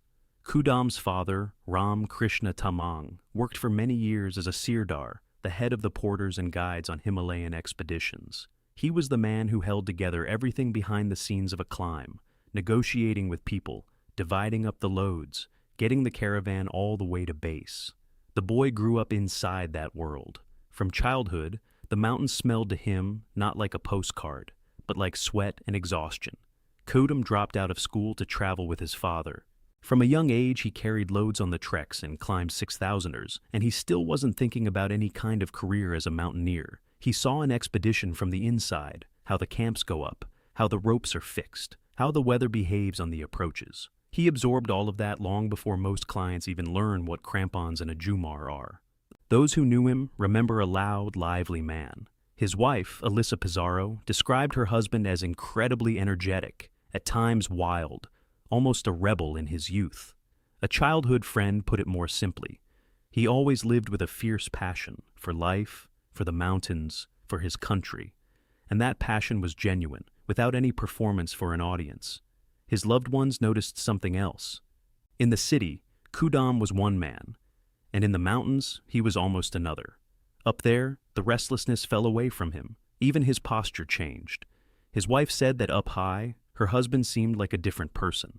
He was in his element, not a tourist chasing a photograph, but a man at home, for whom those slopes were both his house and his craft. In the spring of 2015, the ground beneath Nepal shifted, and the familiar life of millions of people was cut short in a matter of minutes. The Gorkha earthquake destroyed villages, temples, roads, and entire neighborhoods of Kathmandu. It also struck the industry that fed Khudam's family. The flow of tourists collapsed, expeditions fell apart, and for a time, the work of a guide lost all meaning. For a man whose whole life was tied to the trails, this was the sudden end of a familiar road. Khudam didn't wait for everything to right itself on its own. He moved into humanitarian work, taking a job with the international organization World Vision, which was helping the country rebuild after the disaster. And this is where a trait showed itself that everyone who worked with him would later talk about. With no formal education, having left school back in his teenage years, he quickly rose to leadership positions. For a man who had hauled loads along the trekking trails, this was not the most obvious turn. One of his colleagues described him as a man who was smart, passionate, very sociable, and at the same time modest and always ready to learn. He picked things up on the fly and took on responsibility where others backed away. After World Vision came a short stint working within a United Nations agency, at UNOPS. And then Khudam did something few people do. He brought together his experience as a guide and his experience as a manager into a single venture and founded his own company. It was called Bootprints, the marks of boots. He led people into the mountains now, not as a hired porter, but as the man responsible for everything. Along the way, he opened a cafe. And in something that says a great deal about his character, as a grown man, he went back to earn a bachelor's degree, closing the gap he had left himself in his youth when he chose the mountains over the classroom. He didn't remain a village boy who had fallen off track. He rebuilt his life from scratch several times, and each time he came out higher than he had been. The earthquake knocked him off his path, and he laid down a new one. The company and the cafe didn't pull him away from what mattered most. The mountains kept pulling him back, and now he had one more role. He picked up a camera. To his skill at fixing ropes and working at altitude, he added the skill of telling a story on screen, of filming a climb, so that it would live on film and not only in the memory of those who were there. In the spring of 2022, he became part of an expedition led by the Korean mountaineer Hong Sung-taek. The goal was one of those you say with a certain reverence, the south face of Lhotse. For Hong, this was no random choice. He had thrown himself at this wall again and again over the decades, and the spring of 2022 was his 7th attempt. The wall, about 3,000 meters high, is considered one of the most dangerous big walls on the planet, the very one that had turned back the strongest climbers of several generations. time after time. Khudam worked on this expedition in 3 roles at once. He fixed the ropes, laying out the path for the climb, he hauled loads between the camps, and he filmed the movie. 3 jobs, each of which is exhausting on its own at that altitude, rested on the shoulders of one man. Working beside him was a close friend and partner, Pasang Rinzi Sherpa, also a cameraman on the expedition. Different sources spell his name in different ways, Rinzi here, Rinji there, but they mean the same man, the one with whom Khudam shared both the work and the risk. 2 ordinary high-altitude workers had come here simply to put in their shift. No records, no headlines, just loads, ropes, and a camera against the backdrop of a giant wall of ice. By the beginning of May, the team had managed to do a serious part of the work. The ropes were fixed all the way to the second camp, and the path upward was slowly taking shape. But the wall resisted, just as it had resisted Hong every time before, and its main weapon was not the steepness, but the weather. Khudam and Pasang were feeling ill. Both of them had coughed all night in the high camp. Anyone who has been to altitude knows that cough, it's the body's way of saying it, has had enough, that it's time to go down, catch your breath, and warm up. From base camp, they were given a simple instruction: stay at the first camp, don't come down, because the weather had turned bad. Up high, it was snowing almost without pause. The tents were getting buried, and any movement across the slope became a risk. But both partners insisted on their own way. Exhaustion, illness, the longing to be down below, in the warmth, among people, outweighed their caution. They went down, against the advice to stay put. There was nothing heroic or reckless in it. It's just that when you feel awful, you want to go down, toward base, toward something hot, to catch your breath among people. Thousands of high-altitude workers make decisions like this every season. Between stay and wait out the weather and go down while you still have the strength, there's no obviously right answer. There's risk in both. Staying meant another night of coughing in a snow-buried tent. Going down meant crossing a slope where fresh, heavy snow had been piling up. They chose to descend, and in that moment, it looked like the most sensible thing of all. Just a few hundred meters down, and they'd be at base. On the 8th of May, the 2 of them were descending toward base camp. They were already very close, right at the foot of the wall, where the slope flattens out and the danger, it would seem, is behind you. In the camp, they knew the men were coming, and they were already making tea. Only a handful of meters remained between them and the tents and a hot cup, the kind of distance you cover in a minute at a steady walk. And then the slope above them let go. There was one thing everyone nearby remembered. The avalanche came down without a sound. No rumble, no rising roar that usually gives you at least a fraction of a second to react. Afterward, they called it just that, the silent one. The snow simply collapsed, making no sound that might have saved them. The partners were side by side, but everything came down to their position on the slope. Pasang was carried along the surface of the floe, not buried, and he stayed alive. Khudam was standing only 2 or 3 meters off to the side. Those 2 or 3 meters decided everything. He was buried completely. 1 second. One short stretch of slope. The 2 men who had walked together all morning, coughed in the same tent, argued over whether to go down or not, and finally set off downhill, shoulder to shoulder, ended up on opposite sides of the line that separates life from snow. No mistake, no fault. The avalanche simply came down at the worst possible instant, in the safest-looking place, at the threshold of the camp, where water was already boiling for the tea that Khudam never got to drink. Pasang was pulled out and evacuated by helicopter, even though he too had been a couple of steps from the same fate. And on the wall, a search immediately got underway for the man who had vanished under the snow.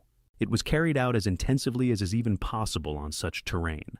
A helicopter worked above the slope, scouring the avalanche zone from the air. At the controls that season was a man whose name is well known in the world of the big mountains, the Italian Simone Moro, who in those months was flying in Nepal as a rescue pilot. The mountain world is strangely small. Not long before, the previous winter, Moro and Pasang had tried Manaslu together. Now, one of them was searching from the air, while the other, a miraculous survivor, remained below, knowing that his partner was somewhere under that snow. But the search turned up nothing. The avalanche had come down right by the camp. There were people in a helicopter nearby, and still Khudam was not found.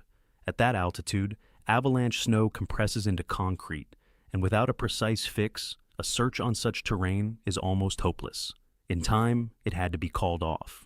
Khudam Bir Tamang remained on the south face of Lhotse, like so many before him, with no grave, no place to come and visit. His mother, Krishnamaya Tamang, his younger sister Cheering, and his younger brother Purushottam were left without even a body to say goodbye to. His wife was left with only the memory of a man who, in the mountains, became himself. The wall did not give him back, just as it had never given back far more celebrated men. The only difference is that books were written about those famous ones, while Khudam was one of those you usually don't see in the credits. After this loss, Hong Sung-taik's expedition still tried to do something. The team went back out onto the route, but the wall seemed to have shut for good. In 10 days they got only one clear morning, and the rest of the time snow fell without stopping. On their last push toward the first camp, the tents were buried again and again, while avalanches roared past close by. There was no way to continue. The 7th attempt on the south face ended the same way as all the ones before, with nothing. There is a cruel but honest symmetry in this. For decades, the south face of Lhotse turned away the strongest climbers on the planet, men whose names the whole mountain world knows. And in the very same season when it once again denied Hong the summit, it took an ordinary high-altitude worker who was simply on his way down to a cup of tea. The wall doesn't care who stands before it, a celebrated conqueror or a man with a camera and a coil of rope. It takes the legends, and it takes those who carry the load for the legends. Khudam is remembered as a modest man. He didn't like to talk about his own achievements, even though he had an Everest of his own behind him and his company's first expedition to that same summit. What he loved most was sharing the mountains with others, not conquering, but leading and filming, so that people would come away with a mountain experience of their own. Behind every record set by someone else in the Himalayas stands a man like this. He fixes the rope before anyone else and takes it down after everyone else, and hardly anyone calls him by name. Khudam Bir Tamang walked that path to the very end, and he stayed on it. His name is worth saying out loud at least once. October of 1985. The south face of Lhotse, 8,000 meters up. Jerzy Kukuczka is descending first. For a single second, he loses sight of his partner. He turns around, and all he sees is a falling backpack and an ice axe sliding down the slope. His partner is no longer on the wall, and so, on this face, the first pole dies, 4 years before it will claim Kukuczka himself. His name was Rafal Cholda, 28 years old, an engineer from Katowice. Why did the strongest team in the world lose him not on a sheer cliff, but on a short, easy traverse with no rope? And what did the only witness actually see? A metallurgical engineer from industrial Katowice, he came out of the very school that would later be called the School of the Ice Warriors. Cholda was not a first-magnitude star, one of those whose names sit in bold letters on the covers. He was one of those men the best climbers trusted to rope up with them on the most serious mountains. On the 25th of October, he was descending after hard work high on the wall. A short snow section looked safe. Within a few seconds, he was gone. He vanished into the abyss, and his body would never be found. Later, his name would be carved in stone beside other poles taken by this same mountain. But for now, in the autumn of '85, no one yet understood the scale of what had begun. The wall had claimed its first. And to understand how it all came to this, how this quiet engineer ended up at 8,000 meters in the first place, we have to go back to the very beginning, to a smoky mining land where a boy was growing up who, against all expectations, felt himself pulled toward the mountains. On the 15th of September, 1957, Rafal Cholda was born in Katowice, the capital of Silesia, a land of coal mines and steel plants, where the sky is often veiled in factory smoke. This is a place that raises engineers and workers, not conquerors of summits. Rafal's father was an engineer, and the same was expected of the son, a diploma, a factory, a steady profession. But the boy was drawn the other way, against everything expected of him. On the outside, there was nothing remarkable about him. Around 160 centimeters tall, thin, wiry, which would later earn him the nickname, the Sinew. Not an ounce of excess, only a dry, tenacious strength that matters more on rock than height or weight ever could. He started climbing in 1979. His road into the mountains opened through a scouting club of Tatra climbers in Katowice, a youth group where teenagers learned to move over Ross, From there, he moved on to the High Mountain Club of Katowice. The address was no accident. That same club had raised Jerzy Kukuczka and other future legends. Cholda landed squarely in the circle that produced the very best. His friends remembered him as anything but stern. A light, slightly peculiar sense of humor, an easy attitude toward almost everything he took on. He stuttered a little, but that never stopped him from being the life of the party. He loved jazz, listened to Jim Morrison and Miles Davis, had a taste for the blues.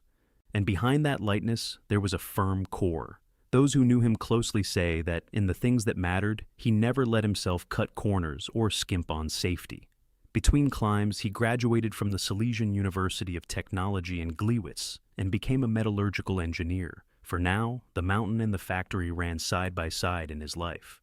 In the 70s and 80s, Katowice turned into the capital of Polish Himalayan climbing, which, at first glance, defied all logic. People from a land of mines and factories, from a country behind the Iron Curtain, suddenly began storming the highest mountains on Earth. And they did it better than many. The reason is simple and harsh. Industrial Silesia hardens people used to working at the edge, in the cold, without comfort. Such men calmly endure what breaks others: frost, sleep deprivation, oxygen starvation, days of grinding labor. A whole constellation of climbers came out of this world. Jerzy Kukuczka, Krzysztof Wielicki, Janusz Meyer, Arthur Heiser, all from this same circle. The Poles of that generation were the first to head into the mountains in winter and without oxygen on a mass scale, and the world began to speak of them with respect. Cholda grew up inside this world. Not the loudest figure, but it is exactly men like him who carry expeditions on their shoulders. His rope partners always described him in the same words: strong, light, dependable. At great altitude, where everyone becomes a burden to the rest, a reputation like that is worth more than any award. He walked the classic alpine path, step by step. Winter and summer, Tatras right at his doorstep. Then the Dolomites and the Alps, where technique is honed on real walls. Among his routes was the American Direct on the Petit Dru, one of those lines that test a climber to the breaking point.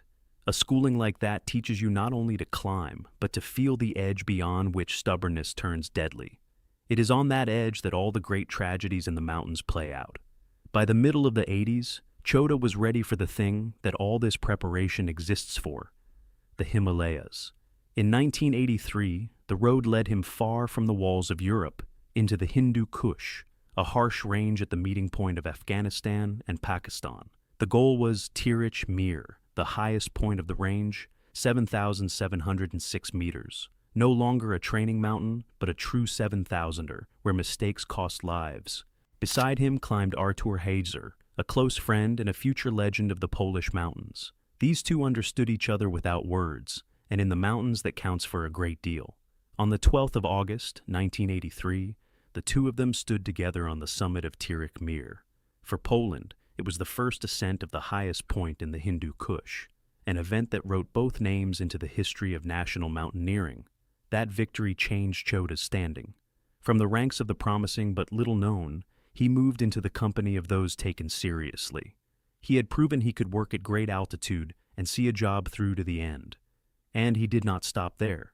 Later, Cholda opened a new route on Gauri Shankar Go, a peak 6,126 meters high in the Rolwaling region of Nepal. To lay down your own line on an unknown wall is the highest class of the sport. Here, you do not follow anyone else's tracks. You decide for yourself where the path will run. By the middle of the 80s, Rafal Cholda was a ready candidate for his country's most ambitious expeditions. Young, strong, reliable, tested by real mountains. His friendship with Heiser remained one of the central axes of his life. The two dreamed of new great goals together. Ahead of him, it seemed, lay a whole career as a high-altitude climber. But fate would grant him only 2 more years, and one wall that would cross out every plan. In the autumn of 1985, an expedition took shape in Poland that many climbers had dreamed of. They called it the First Silesian, and its goal was almost impossible: to climb the south face of Lhotse. The gathering was led by Janusz Meyer, an experienced organizer of major ascents. The roster reads like a list of the finest names of the era. Jerzy Kukuczka, who at that time was on his way to becoming the second man in the world to collect all 14 8,000ers. Krzysztof Wilicki, the future master of the Winter Mountains. Ryszard Pawłowski, Mirosław Donsal, known as Falco, Walenty Fiut, and of course, Artur Heiser. The team doctor was Piotr Wojtek. There was also the young Janusz Nabrdalik, whose fate in business would later become tied to this mountain. And among these men, Rafal Cholda. For 28-year-old Cholda, such an invitation was an enormous step. To be part of a team with Kukuczka and Wilicki on one of the hardest walls in the world meant entering the top tier of world mountaineering, a chance that does not fall to everyone, and never twice. And the wall for which all of this was set in motion struck fear even into the strongest. The south face of Lhotse, some 3,300 meters of nearly vertical ice and rock, a graveyard of ambitions that had never let a single expedition in the world reach its top. At base camp and on the route, Cholda shared a tent with Mirosław Donsal, that same Falco who would later write a book about the mountains that became a classic. In such close quarters, at altitude, in constant danger, people become almost family to one another. The team was assembled, the gear was ready, the spirits were high. No one back then imagined that not everyone would return home. On the 30th of August, 1985, the Poles pitched base camp on the glacier beneath Lhotse, at around 5,200 meters. From below, the wall looked like a vertical world rising 3 kilometers into the sky. The task was to string a chain of camps up it and reach the summit. On the 4th of September, work began on the route. The weather was poor from the very start, but the team did not back down. Meter by meter, the climbers pushed upward, fixing ropes and cutting platforms for the tents. Little by little, 5 high camps rose on the wall, each one higher and more dangerous than the last. At first, the Poles set their sights on a new line through the center of the wall, a route no one had climbed. But the wall dictated its own terms. The center proved too prone to avalanches, and they had to abandon the planned line, switching instead to a route climbed lower down by Czechoslovak climbers. It was safer that way. Days folded into weeks, and the wall held its people in the constant tension. The weather gave no respite. Snowfalls, wind, avalanche danger. The snow behaved treacherously, and every push upward became a lottery. Even the strongest climbers in the world retreated, waited, tried again. At such altitude, the body does not recover. It slowly breaks down, and every extra day up high takes its strength away. By the end of October, it became clear that time was working against the expedition. The season was slipping away, the weather was worsening, and the summit was still out of reach. So the team decided to use one of its last attempts to push as high as possible while the wall still allowed it. At the very end of October came the moment they had been working toward for almost 2 months. A rope team went up into the upper part of the wall for the decisive push. Among those climbing was Rafal Cholda. He was working at around 8,000 meters, where the air is so thin that every movement comes hard. His task was to fix the ropes on a difficult section, to secure the lines the others would later climb. Exhausting work, keeping your balance on a steep slope, driving in pitons, hauling rope with numb hands. Beside him worked Jerzy Kukuczka, by then already one of the strongest high-altitude climbers in history, a man whom little in the mountains could surprise. After hours of work at the limit, the two began their descent toward the tent. The most dangerous part, it would seem, was already behind them. The steep rocks were done. Ahead lay a short snow traverse, a crossing sideways along the slope, easy and safe to the eye. That was exactly where the trap lay. On this section, there are no fixed ropes. You cross it without protection, relying only on your own feet and attention. Down low, such a crossing would not be worth a second thought. But here, at 8,000 meters, where the brain runs at half power from the lack of oxygen and the body is worn out by weeks of struggle, the simple becomes deadly. Climbers have a bitter statistic about this. People gather all their willpower on the dangerous sections and let their guard down where the wall seems kind. Fatigue dulls the reflexes, deceptive simplicity lulls the mind, and legs that have worked a full day can fail on a level step. Cholda and Kukuczka came onto the traverse worn to the very limit, but already close to the saving tent. Only a few dozen steps of snow remained. Kukuczka went first. Cholda stayed a little above and behind, the usual thing on a slope where everyone watches their own feet. Something flickered at his back. Kukuczka turned, and all he saw was a falling backpack, some 200 meters below. Above the backpack, a glove was sliding down the slope. Higher still, an ice axe, with a second glove caught in its wrist loop. All of it was creeping slowly down the snow. Rafal Cholda was no longer on the wall.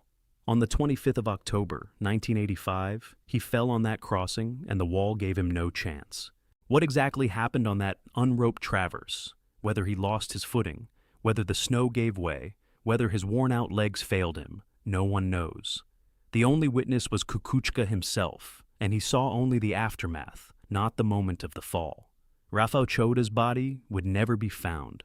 The wall took him whole. That loss broke the team's will more than any storm could have. When a young, strong, dependable comrade dies, it is almost impossible to go on with the assault. To the grief were added the old troubles, the dangerous snow, and the closing weather window. The expedition folded, never reaching the summit. The south face of Lhotse remained unclimbed once more, and it had taken its first Polish life. Janusz Nabradalik would later say that this mountain taught him humility. In memory of that lesson, he would name his company Lhotse, and so the wall would be written into his fate as well. And that autumn of '85 revealed a cruel truth. The wall takes not only the loud names, but also the young, those who never got the chance to become famous. No one back then guessed how many more Poles it would take after him. Far from the Himalayas, in Katowice, the news of his death reached Rafal's mother, Nina Chowdova. She was never able to fully accept the loss. 2 words stayed in her speech, which she repeated again and again: the Mad Mountain. Later, she found her own farewell. A memorial plaque in her son's memory was dropped from an airplane over the south face of Lhotse, and so the family returned Rafal to the wall that would not let him go. His friends remember him differently from the loud stars of the era. They speak of a man who was always ready to help, there for you at any moment. He gave his opinion carefully so as not to offend anyone, and kept to the background, never pushing himself forward. For this he is often called a forgotten hero of Polish Himalayan climbing. Quiet reliability did not make the loud headlines of that time, though without men like him, the great ascents simply do not happen, and the South Face went on with its count. 2 years later, in 1987, an avalanche on this same precipice took Czesław Jakiel, a member of the Polish expeditions. In October of 1989, Jerzy Kukuczka himself died here, the very man who had been beside Chowda in his final hour. Near the summit, a thin rope snapped beneath him, and he perished on the same wall as his young comrade. Kukuczka's body, too, would never be found. 3 names now stand side by side on a memorial chorten at the foot of the wall. On the 22nd of March, 2008, this chorten was consecrated below Lhotse. On the 28th of October, 2015, Chowda's name appeared as well on the monument to mountaineers in Katowice. And Artur Heiser, with whom he had once stood on Tirik Mir, would die in the mountains in 2013 on Gasherbrum. The story of Rafal Cholda is a prologue. The south face of Lhotse began killing Poles 4 years before the death of their greatest legend. And first in this mournful chronicle stands not the loudest, but a truly faithful man, the sinew from smoky Katowice, whom the mountain took on a short crossing of snow. He climbed the hardest walls of the Karakoram and reached the summit of K2 right at the very end of the season when the mountain was almost empty. Sergey Samoylov was one of those people for whom the impossible was within reach. In the spring of 2009, he was just 1 step away from the dream of his life, the first traverse in history connecting Lhotse and Everest. But he died on the first of those 2 mountains, and his body was found at an altitude of 6,800 meters. And here lies the riddle. Some sources name an avalanche as the cause, others a fall. What really happened up there during those days in May? To this day, there's no answer. There are climbers whose names, within a small circle, are spoken softly and with a special kind of respect. Sergey Samoylov was exactly one of those. He grew up in the Kazakh school of high-altitude climbing, the very one that gave the world a whole constellation of the strongest mountaineers. And by the end of the 2000s, his name stood among the finest high-altitude climbers on the planet. Nobody called him promising. They called him a master. Samoylov climbed in the style that forgives the least. Alpine style means 2 people going up an 8,000er almost with nothing extra. No chain of intermediate camps, no kilometers of fixed ropes, no large team behind them ready to back them up. Everything a person has is himself, his partner, and the little that fits into a backpack. You need more than strength and endurance. You need cold, almost mathematical calculation, because there's basically no right to a mistake here. One wrong step at that altitude can no longer be undone. Those who knew Samoylov were struck by his calm. On the route, he didn't fuss, didn't rush, didn't lose his nerve. He calculated. That's the kind of person you want as a partner on a climb, where everything rests on two people trusting a single rope. And it was with one such person that he would enter the history of mountaineering, as one half of the most successful pair of his era. By 2009, Samoylov had behind him routes that people call benchmarks and show to newcomers as an example. New lines on 3 8,000ers of the Karakoram and the Himalayas, climbed as a rope team and almost always traveling light. He was in the prime of his strength. Ahead of him lay a vision he had been working toward for years, one that was meant to crown his entire career. And it all ended in May of 2009, high in the Himalayas, on the fourth highest 8,000er in the world. The man with whom Samoylov made his greatest climbs was named Denis Urubko. Their rope team was known in the mountains by a short nickname, DUSS, an acronym from the first letters of their surnames, but behind those 4 letters was more than a handy abbreviation. Behind them lay several years of work at the absolute limit, where 2 people moved as one. By then, Urubko was already a world-class star in his own right. He was methodically working his way toward the complete collection of all 14 8,000ers on the planet, and he finished it in exactly those years, becoming one of the very few climbers ever to manage it. Alongside a partner like that, Samylov's visions stopped seeming like fantasy. Their first shared route came in July of 2005. The pair put up a new line on Broad Peak, an 8,000er of 8,048 meters in the Karakoram. Not a repeat of someone else's classic path, but their own line up the face, a first ascent, where no one had set foot before them.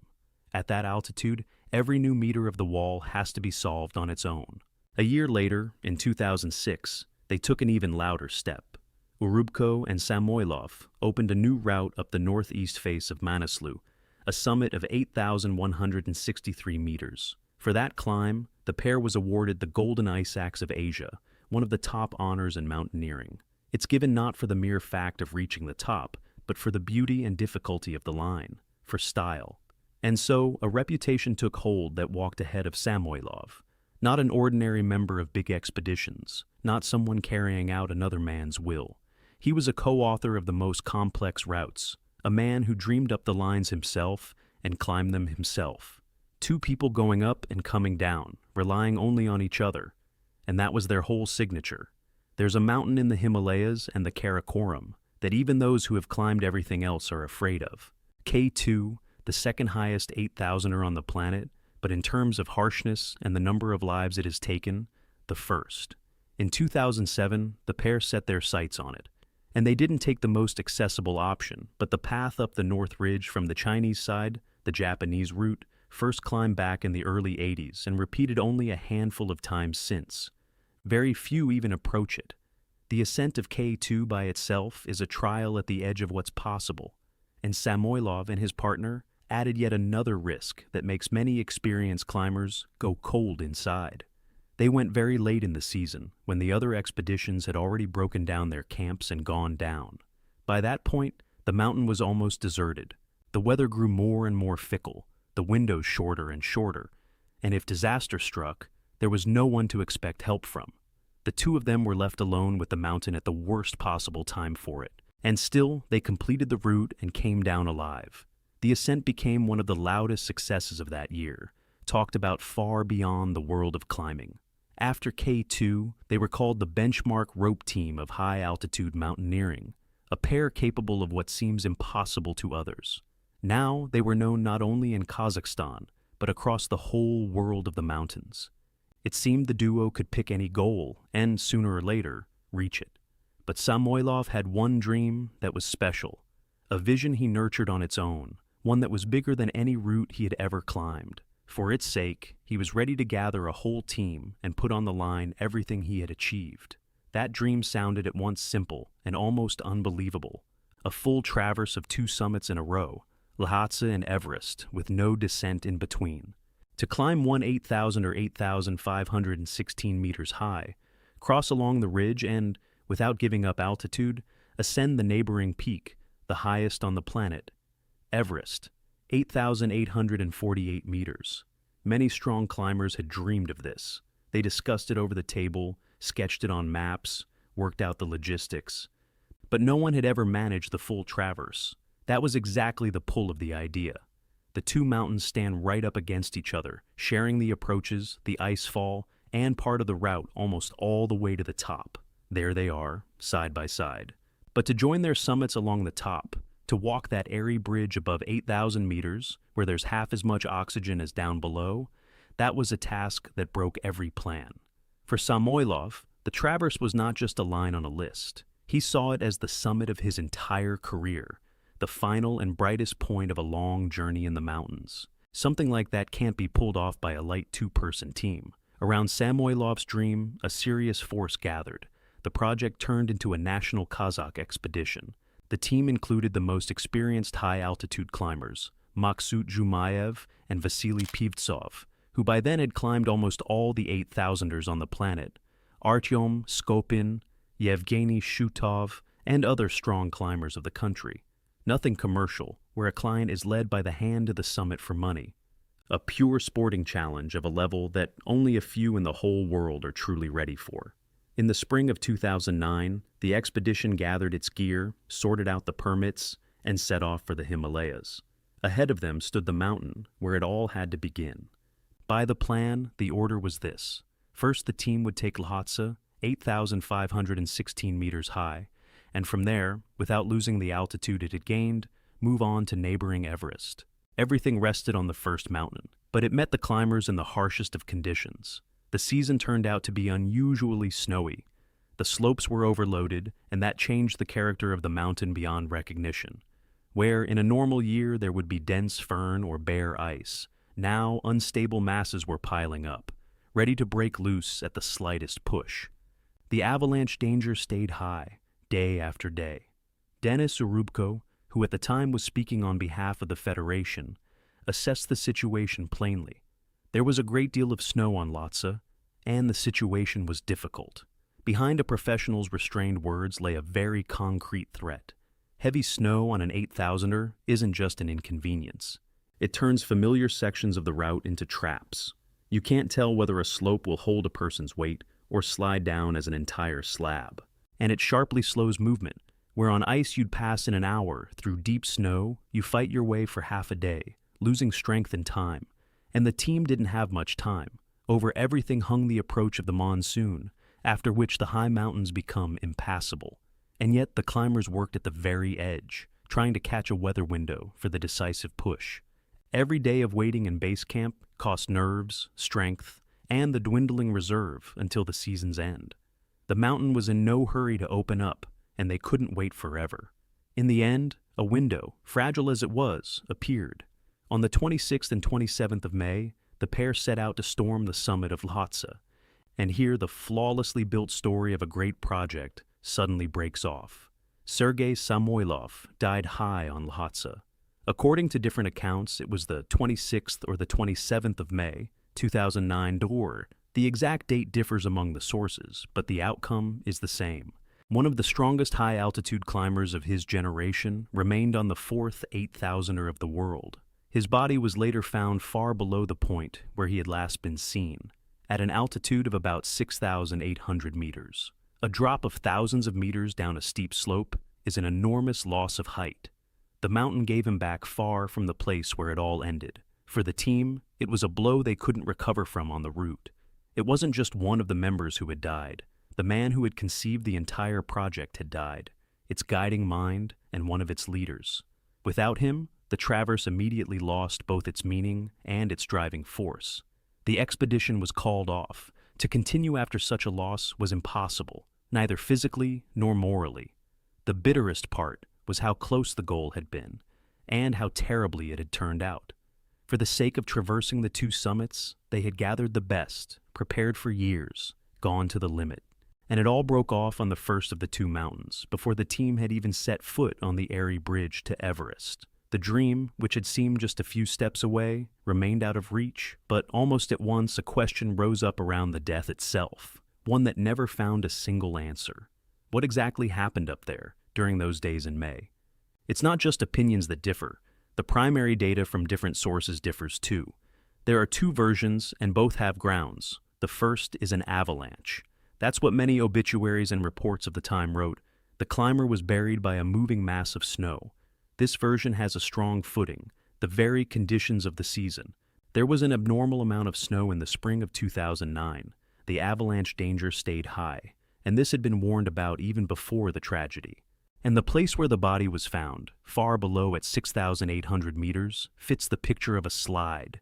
An avalanche could have carried a person an enormous distance down the slope.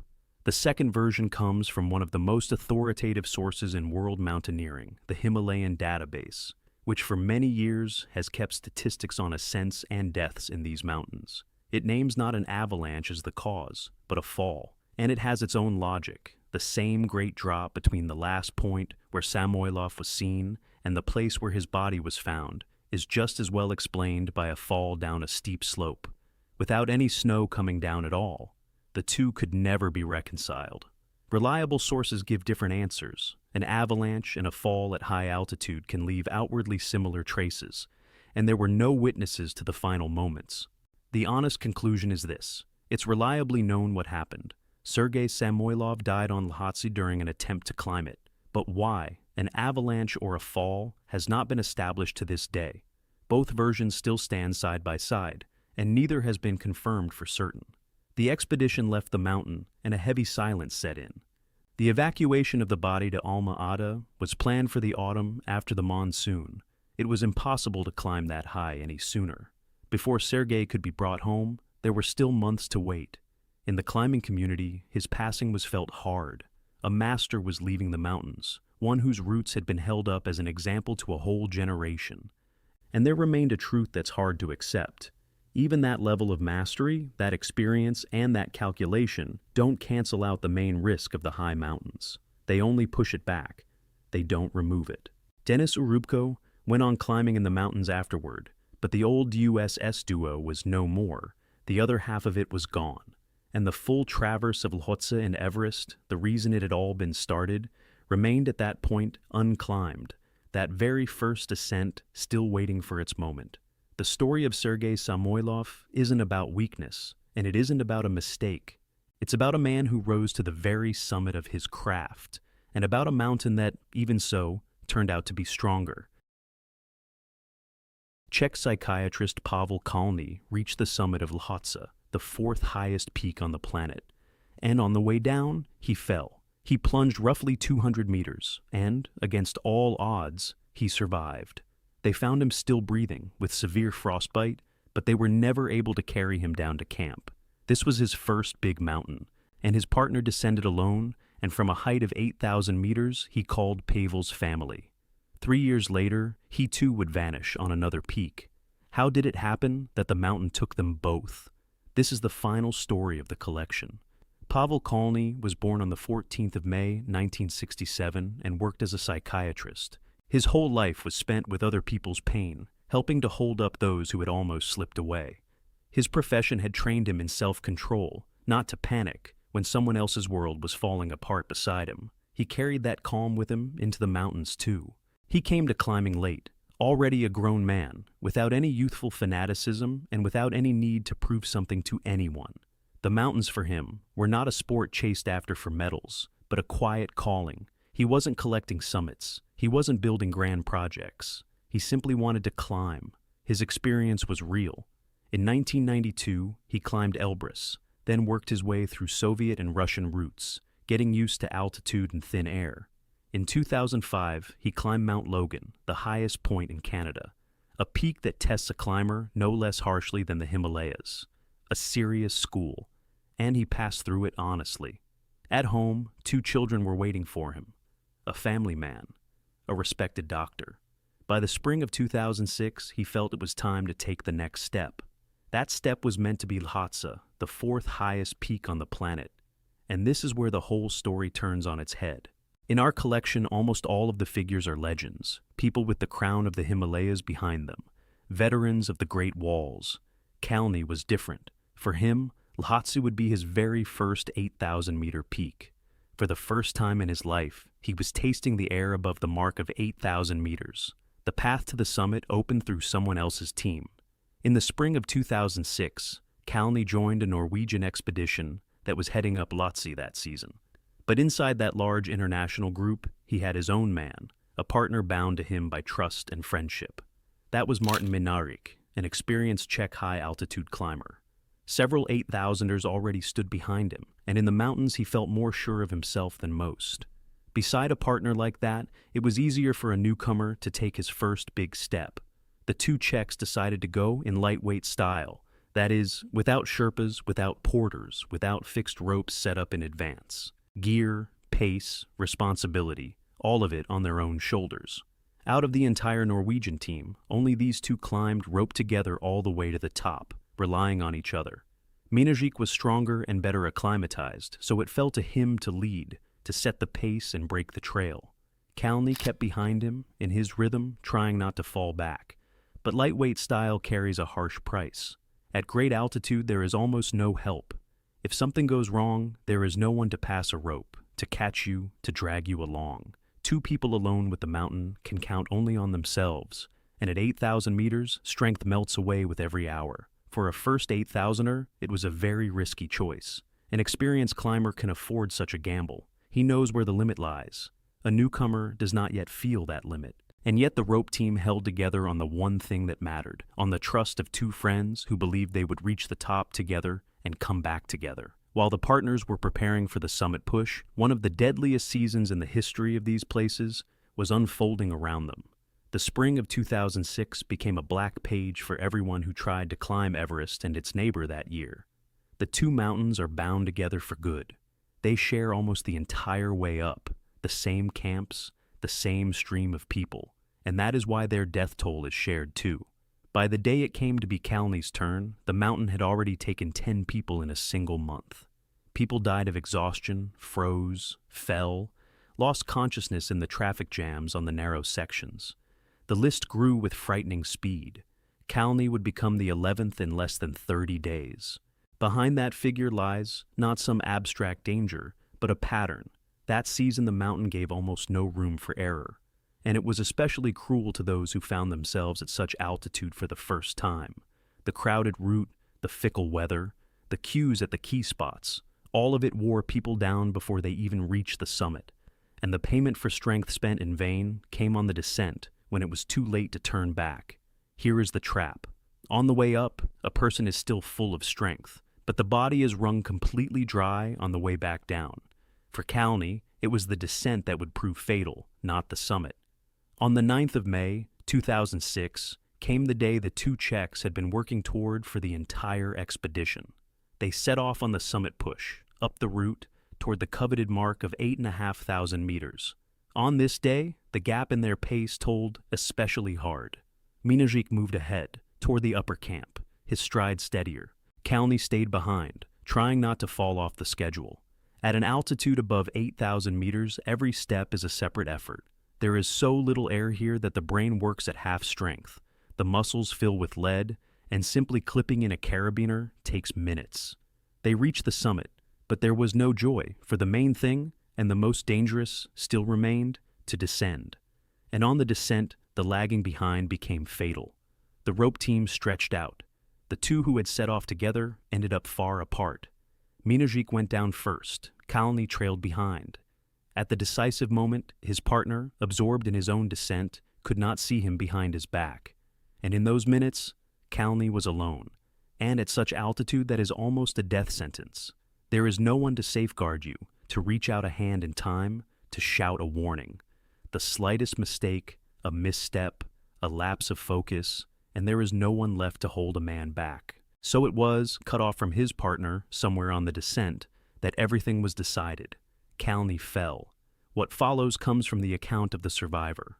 Kalny lost his footing and slid down the slope. The fall came to around 200 meters, at a height where even standing is already hard. It happened in the area of the Yellow Band, that distinctive strip of rock that everyone crosses on this route. A well-known place, but no less dangerous. Steepness, ice, and exhaustion come together here in a single knot. And then the story takes a terrible turn. After a fall of such length, a person usually dies at once. Against all logic, Kalny survived that plunge downward. But to survive is not the same as to be saved. The fall left him with severe internal injuries. He could not move on his own, could not get up, could not take a single step. And so, he lay where he had stopped, motionless, helpless. Picture it. One man, gravely injured, at a height above 8,000 meters, in brutal cold, with nothing to warm himself. Here, every minute counts. There is little oxygen, no warmth, and help is far below, hours of travel away. In this zone, the body does not recover. It only spends its last reserves. In cold like that, strength drains away fast, and consciousness fades. Everything now depended on one thing, whether anyone would pass nearby and notice him before it was too late. He was, in fact, noticed, but it was already too late to change the outcome. Other people, climbing up the same route, came upon him. Kalny was still alive, but he had suffered severe frostbite, and his strength was nearly gone. Who exactly reached him first is described differently by different sources. According to Czech reports, it was Sherpas carrying loads to the South Col, to the place where the routes to Everest and Lhotse meet. By other accounts, it was a Chilean team led by Rodrigo Jordan. Different sources named different rescuers, and the exact picture can no longer be reconstructed. One thing is clear, he was not abandoned. They stayed beside him, tried to warm him, to support a fading man in a place where help is almost impossible. They did everything that can be done at all in thin air, in the cold, with the last of their strength. But to carry him down alive, to the third camp, they could not. Too severe were the injuries, too great the altitude, too little the strength of everyone who tried. They fought for every meter, but time was working against them. Kalny's body, worn down by the fall, the cold, and the altitude, was giving out. Near the third camp, in the night before the 10th of May, it all came to an end. Pavel Kalny died, never having descended from the mountain that was supposed to be his first great summit. It became his last. Later, when they tried to understand what exactly had taken his life, a doctor from the Chilean team gave the conclusion. He named the main cause as complete physical exhaustion, when the body simply has no resources left to go on living. To the exhaustion were added the internal injuries from the fall. A fall like that on the slope leaves no one untouched, not even someone who, by some miracle, stayed conscious. The hidden damage made itself felt. And it was all finished off by frostbite and hypothermia, the hours spent motionless in the cold. The arithmetic came out bitter. The mountain he had prepared for so long, the one he had climbed with hope, did not let him back. All his earlier experience did not help him here. Elbrus, Logan, years of training on the routes of the Caucasus and the North, all of it was left somewhere in another dimension. 8,000 meters live by their own laws. In this zone, the body fails slowly and indiscriminately, regardless of preparation. Even the strongest lose their strength hour after hour. There is no villain here, no one else's fault, no fatal miscalculation you can point a finger at. There is a mountain that time, turned out to be stronger than a man who had come to it for the first time. The fall, the altitude, the cold, everything came together against him. Pavel Kalny was 38. A psychiatrist, a father of 2 children, a man who had spent his whole life helping others find their footing, could not hold his own on one of the most merciless slopes on the planet. And he stayed there forever. And higher up, on the slope, Martin Minajic was descending alone, alive, whole, unharmed, and that was exactly what made it unbearable for him. He came back from the mountain. His partner did not. Every step down was taken with the thought that there was nothing left to do for his friend. To descend at such a moment means to struggle not only with altitude and exhaustion, but with a conscience that asks questions without answers, and the heaviest role fell to him. Minajic called the family of the dead man, straight from the mountain, from the cold and the thin air, to tell his loved ones what cannot be spoken, the voice of the survivor, explaining to the family what had happened to their father and husband. You could not imagine a harder conversation. At one end of the line, people who had waited and hoped until the very last. At the other, the one who had been beside him but could not bring his friend down alive. Between them, 8,000 meters and the irreparable. This is the special burden of those who return. The guilt of the survivor yields to no reasoning. With the mind, you can understand that nothing could have been done, that the rope team coming apart was chance. The heart understands it otherwise. Minajik did not save his friend, and he could not forget it. He left the mountain alive, but part of him stayed there, by the place where Kalny fell. And this weight, as would become clear later, would carry his own fate onward. Kalny's death did not remain a nameless line in the statistics of the season. The Czech sculptor Otmar Oliva made a memorial plaque in honor of the dead man, and the task of carrying that plaque to the mountain was taken up by the one who had been beside him in those last days. In April 2007, Minajik returned to Lhotse. Once more, he climbed the route where a year earlier he had lost his friend, and he set the memorial high on the slope. That same season, he reached the summit itself.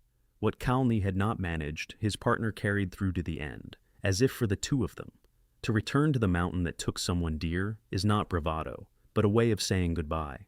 For Minajik, the circle on Lhotse closed. He paid his debt of memory and drew a line under it. But his own story did not end there. By 2009, he had gathered 7 8,000ers and was considered one of the strongest Czech high-altitude climbers of his generation. In the spring of 2009, he set off for Annapurna together with the Frenchwoman Elisabeth Revel. On the 19th of April, they reached the summit by the Bonington route, and on the descent, Minajik's strength began to drain away rapidly. On the 20th of April, at 1741, he sent his last message. He was going down very slowly. A few hours later, below the Black Rock, at around 7,100 meters, he vanished into the darkness. Revel waited, called out, went back, and did not find him. Drained of strength, she descended and raised the alarm. His body was never found. The cause is unknown, a fall, exhaustion, or, by one version, loss of sight. The accounts are contradictory. And so, the mountain that 3 years earlier had taken Kalny also took the one who had outlived him. Lhotse and Annapurna close this story in their own way. And the quiet rhyme of the whole collection remains something simple. The heights do not care who stands before them.